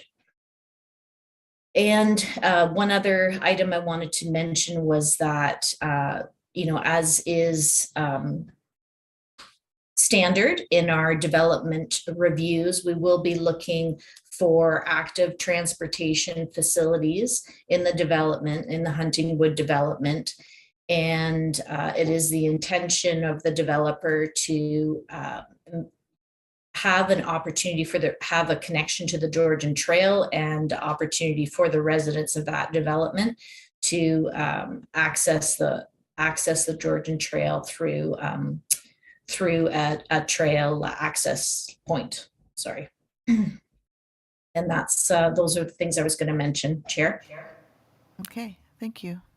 That's it. Okay. Thank you very much for putting those or thoughts and responses together. Councillor Hamlin, you had some comments to make. Yes, thank you. I very much appreciate our staff's comments tonight. I'm just wondering, particularly with respect to CEO Skinner's comments, how we can get more detailed information to this community. I think it's fair to say there is no lack of interest in this community about this proposal. And as much as I do agree that these are issues for the Conservation Authority and the developer won't be allowed to fill in floodplains and so on, it would be so great if we could somehow show the community the lines. This is the floodplain. This is where the development is.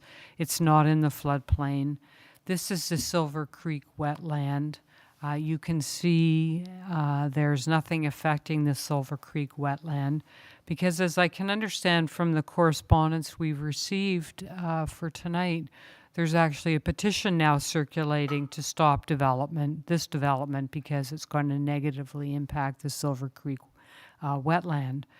And I know that's no one's intentions, but I sort of am of the view that we need to get more information out. And as much as this is at the tribunal stage, I'm hoping that there might be a way forward to deal with this. And my question, Madam Chair, is to staff to ask if they've thought of this, if they need time to consider what's the best way to address some of these issues, perhaps a meeting with the public or so on. But I just don't feel right about just leaving it and saying the Conservation Authority will look after it. Thank you. Okay. So, CEO Skinner? Thank you, Chair.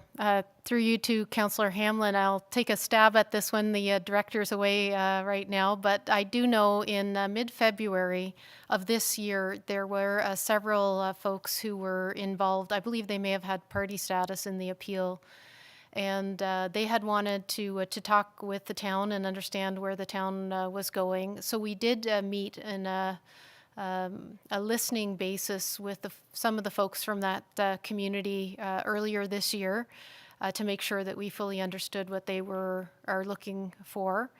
And I'm not sure, given where we are in the OLT, if a community meeting is advisable right now. That's something I would have to take away and I'd be happy to take away and talk with the planning experts and maybe our legal advisors. In general, I'm in total agreement with the open communication is the best way to approach it. It's just the specific situation I'd want to see how we could do that. That would be great. Thank you. All right, thank you. All right, so that's it for the consent agenda. Now we're on to departmental updates. And 9.1 is the Poplar Regional Health and Wellness Center MZO update from CAO Skinner and Planning Manager Ayers. Are you taking the lead, Manager Ayers? Go ahead. Thank you, Madam Chair. So just an operational update further to some recent direction from committee and or council in the last month or so.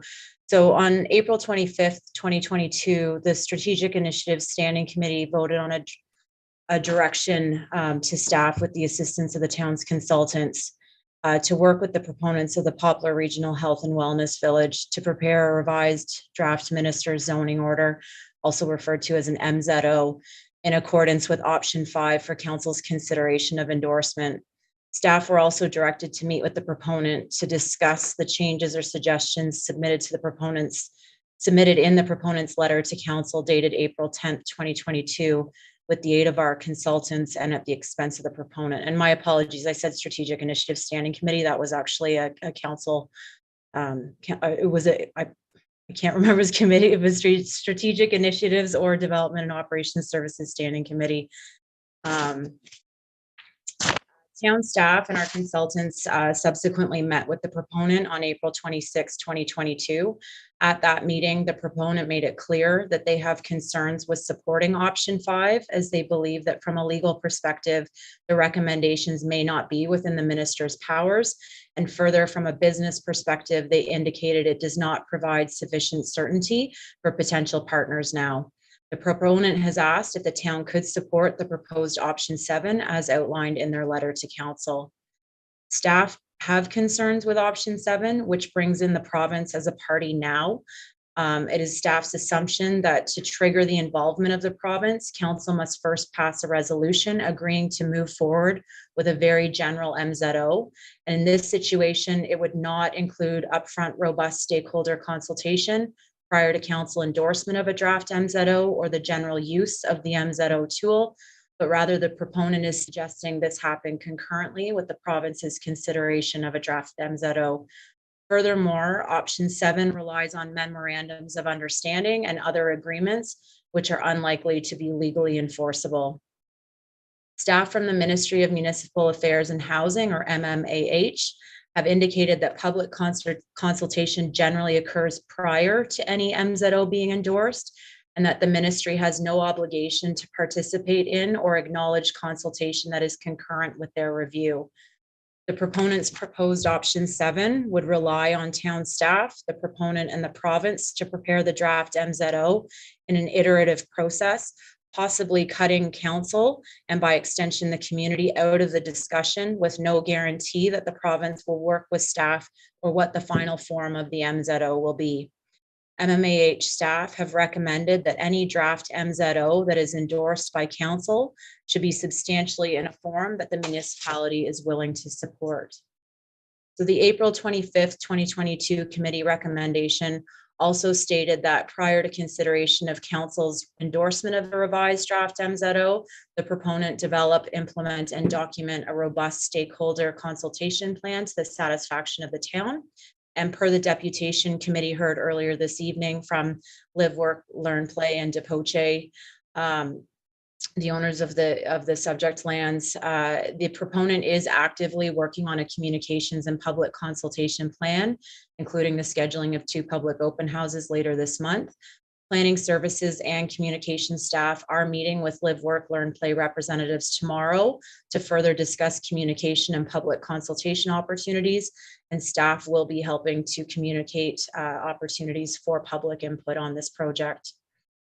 Staff also acknowledged that the Strategic Initiatives Committee passed a motion at its meeting on May 2nd to be considered by council on May 16th, directing staff to report back to council at the earliest opportunity on the most appropriate way to approach the planning of the vacant parcels associated with the proposed Poplar Regional Health and Wellness Village, the vacant parcel immediately to the west proposed for the Collingwood Health and Learning Campus, and the vacant parcel to the northwest proposed for Eden Oaks Indigo 2 residential development, which is already the subject of active Planning Act applications. And in that report, staff were asked to include the time and cost implications and potential for cost recovery. While staff have not had sufficient time to prioritize work on this new potential council direction, we do advise that MZOs of this nature are typically initiated by the private sector, and the proponent of an MZO should have completed enough work in the form of engineering studies, planning justification reports, environmental studies, etc., to support the proposed MZO. Planning Services notes that a draft MZO has not been submitted in support of the proposed Collingwood Health and Learning Campus plans, and it is unclear if any supporting studies have been completed to date. We also note that this initial work is typically undertaken by the proponent and not the town or in partnership with the town.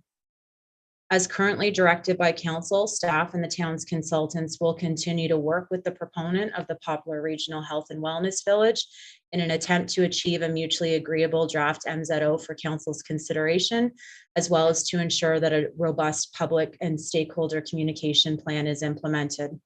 Furthermore, subject to council's direct decision on May 16th, staff may also be directed to prepare a staff report identifying the most appropriate way to deal with the planning of vacant parcels under 3 different ownerships in this area of the municipality.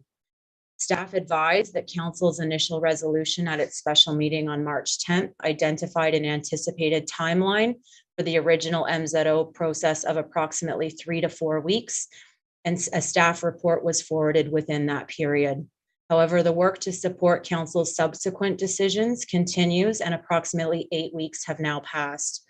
As council prioritizes items for our community, you should remain aware that further work on this matter will continue to consume staff and consultant resources, which is expected to result in further delays to the official plan update, review of active development files, and potentially other major policy projects. And this concludes Planning Services MZO update this evening. Thank you. Thank you, Manager Ayers. Are there any questions from the committee members? I think it's pretty clear on the report. Okay, seeing none. Oh, Acting Mayor Hall. Thank you. Just one question through to the CAO.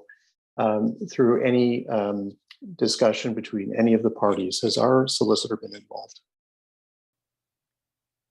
Yes, through the chair to Acting Mayor Hull. On the 26th, when we had our major discussion, our solicitor was involved in the full discussion and subsequently has had at least one discussion with the solicitor from the Live, Work, Learn, Play, Poce group as well. So I would say yes, he has been quite involved.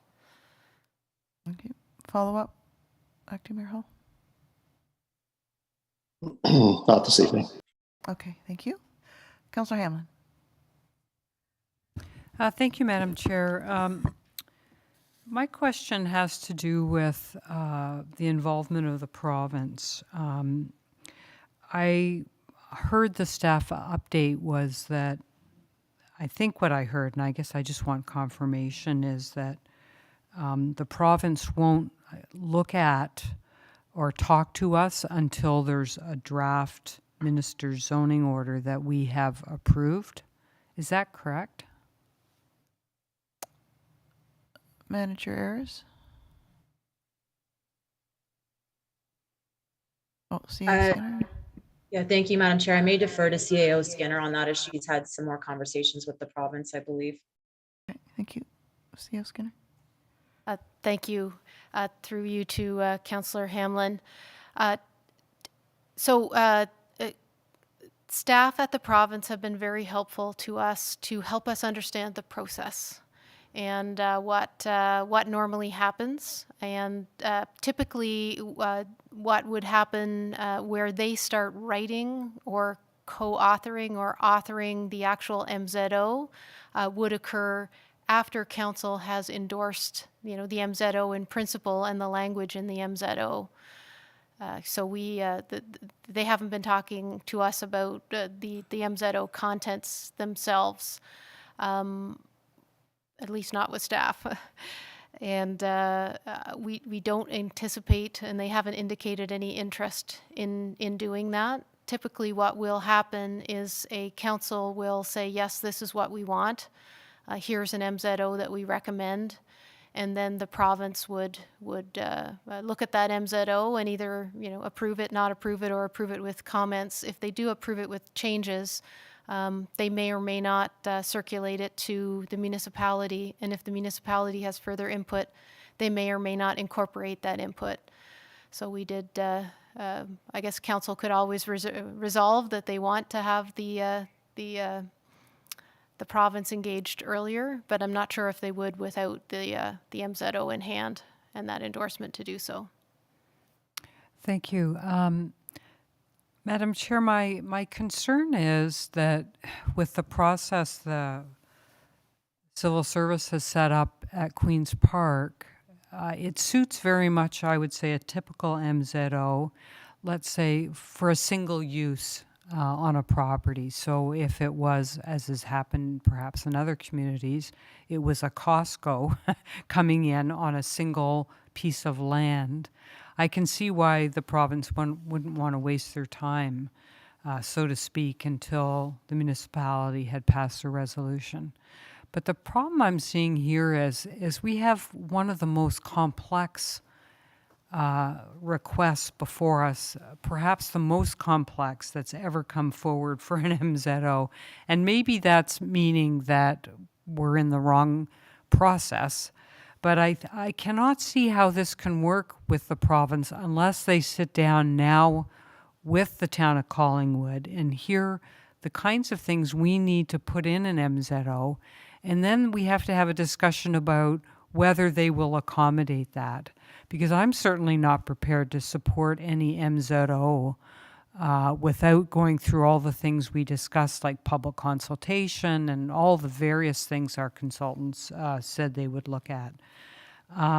So what I would see as a normal process with something this complicated is that the provincial staff would sit down with our staff at consultants, hear what we want to do, see if there's a way forward through the MZO process where this could be accommodated. And if it can be, then we bring in the Live, Work, Play Poce group and sit down with three parties and work this through. But to me, this isn't a simple, pass an MZO and then we can get on with it.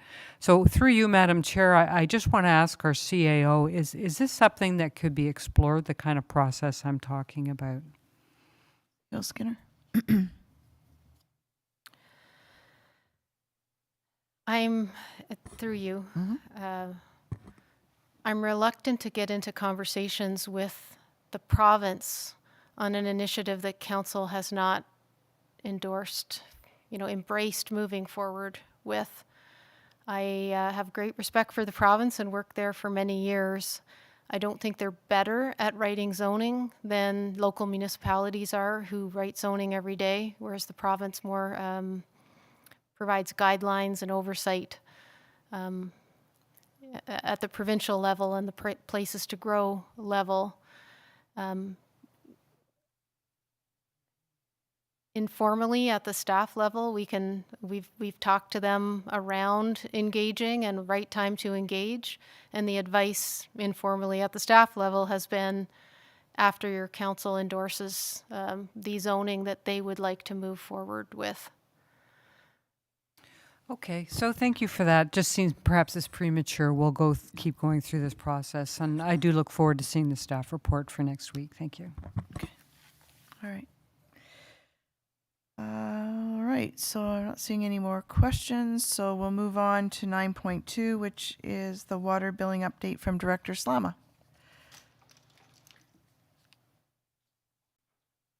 Thank you, Chair Jeffrey. I just wanted to provide an update on the billing error that was mentioned at the council meeting on April 25th. So it was actually yourself, Chair Jeffrey, who brought forward you received some comments and information from residents regarding an error that happened on the bill.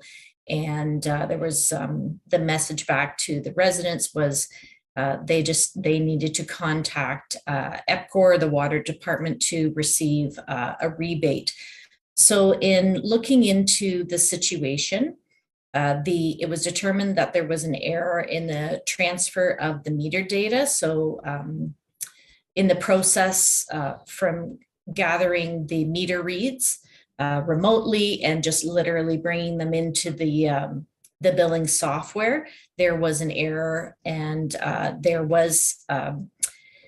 they were not properly transferred, and approximately 100 accounts on our cycle 1, which is a cycle of about 3,000 accounts, were affected. So we spoke with EPCOR, and after some discussion later that week, they were able to identify all of the accounts that were affected by the error. And I'm happy to report that they have applied the rebate on all of the accounts that were affected, and any residents, if they were affected, or even if they don't even know if they were affected or not, if they were an affected account, they will see a rebate on their bill that they receive in May. It is a small rebate. It is only about $4, I think, for the typical or average residential account, but nonetheless, it has been applied, and I just wanted to provide that message to committee. Thank you, Director Slama, for that. All right, so that brings us to public delegations. Yep, so the gallery here, we'll start with public delegation tonight, Tim? No? Okay. Anybody virtually? Remotely? Thank you, Chair Jeffrey. Yes, we do have Catherine Holmes would like to address the standing committee. Okay, thank you. Welcome, Catherine. Actually, she has removed her hand. Oh, okay. Maybe she wanted to adjourn. No. Oh, hello. Hi. Sorry, I'm here now. Okay. Hi. Can you hear me? Yes, we can, Catherine. Sorry. So I'm here on behalf of the Friends of Silver Creek Wetlands to save them in the petition that we have sent around to council. I appreciate what CAO Skinner mentioned earlier in the proceeding. At our group are very concerned about the development that threatens the future of South Georgian Bay's last intact coastal wetlands. The development of the two projects, Bridgewater and Huntington Trails, by GTA mega developers threaten the very viability and heart and soul of Collingwood for a couple of reasons. First and foremost, they are an environmental disaster in slow motion. And secondly, if the development goes forward, they will forever disfigure the unique beauty that makes Collingwood such a special place and the reason why so many of us love living here. Clearly, Collingwood residents have shared their concerns and feel very strongly about this issue, which is why our petition has garnered more than 21,000 signatures in less than 2 weeks. We need to have assurances from the town that the wetlands on both sides of Highway 26, which involve the two developments, will be protected and the area surrounding it. Flooding has also reached unprecedented levels in Ontario, and as you were mentioning earlier, you can see from the pictures and letters sent from some of the Silver Creek residents, this is a very real threat. And we have experienced this in our area and the land surrounding the Silver Creek already. So to build on that, to us does not make any sense. The province of Ontario is already spending millions of dollars just to restore degraded wetlands with express purpose of shoring up our flooding defenses. Why? Because even as the province acknowledges, wetlands are considered one of the best natural and most cost-effective ways to protect us from potentially disastrous flooding. To develop Bridgewater and Huntingwood Trails on a wetland and close to a floodplain flies in the face of everything that the environmental science tells us. The fact that we would knowingly destroy potentially an intact wetland, which is far and away more effective than restoration and financially far less costly, is indefensible and shameful. And this is in addition to all the other reasons we should be protecting the wetlands. They act as natural filters for keeping water clean. They're natural carbon sinks, reducing carbon emissions and they are home to a host of wildlife, many threatened and endangered. Now you may say this is NIMBYism. My house is, of course, within walking distance from Silver Creek. There are two things I would say. The area of Forest Drive and Silver Creek was a community that was first built on in the 1960s, with further development in the late 1980s.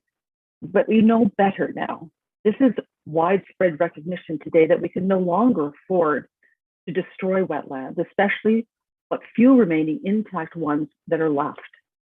We also used to drive without seatbelts and smoked in airplanes until we realized just how dangerous and irresponsible it was, and so we stopped. The second point I would like to make is that two wrongs don't make a right. We have a chance right now to do the right thing. Lastly, this is not about solving the affordable housing crisis. As the Globe and Mail reported last week, these are high-end properties that will be bought as investments or second homes. Surely we can find a solution where we don't have to destroy the last remaining intact coastal wetland to build these homes. We believe these projects need to be stopped and the wetlands permanently protected. We understand that this will be going to the OLT in August. Our question for council is, what are your commitments here and what are you going to do to stop these projects? Thank you very much for your time. Thank you very much for taking the time to make your comments, Catherine. So we've received them. So thank you. Chair Jeffrey, if you don't mind, we did have a hand go up and down previously. It's not up right now. So we'll just wait a moment. And I believe that's the last request to be a delegation this evening. Okay, thank you. All right, so that brings us to other business. Vice Chair Doherty, do you have your notice of motion ready to go there?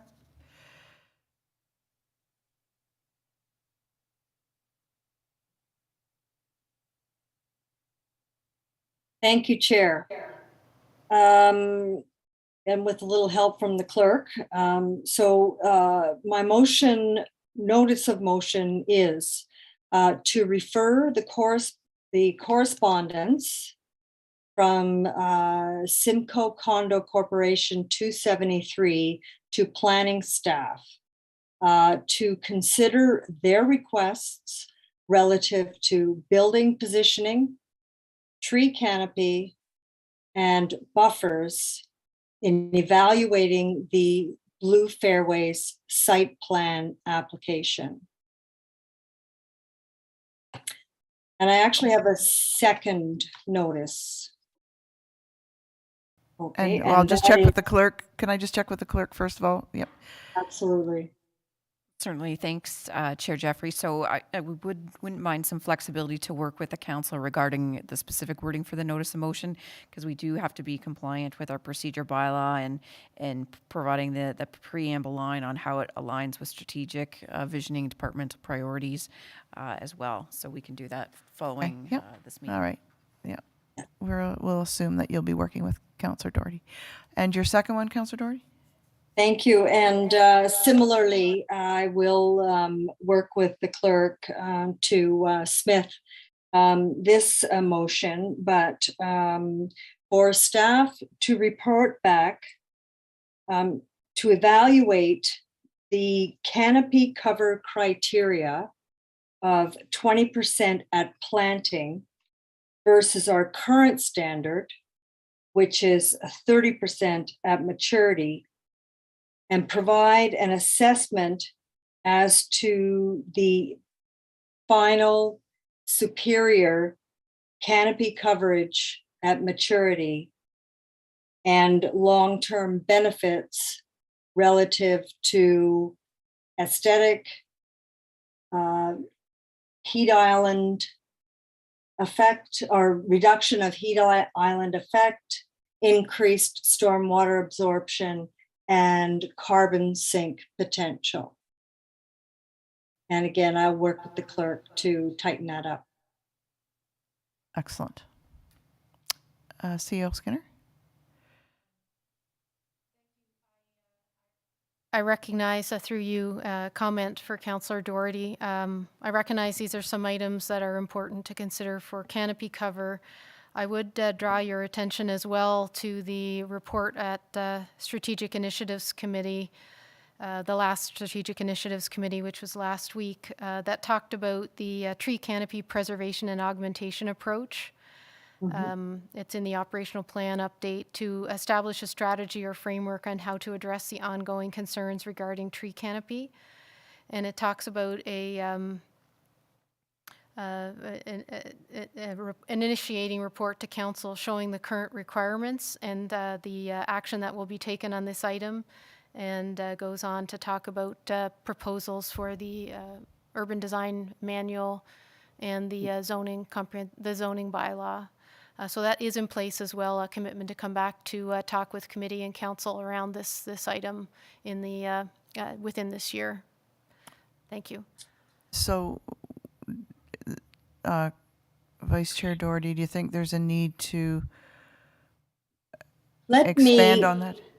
Yes, let me have another look at that project and just see if the information that's finally going to be presented to council is relevant, or whether I could take the opportunity to tighten it up a little bit in using this 20% coverage at planting standard that keeps coming up. And you've given us notice, but you can always withdraw it and after discussing with staff, okay?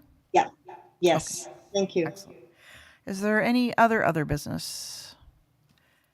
Seeing none, who would like to adjourn? Councillor Hamlin. All those in favor? That's carried unanimously. Thank you, everybody. It was a long one again, but lots of great work. Thank you.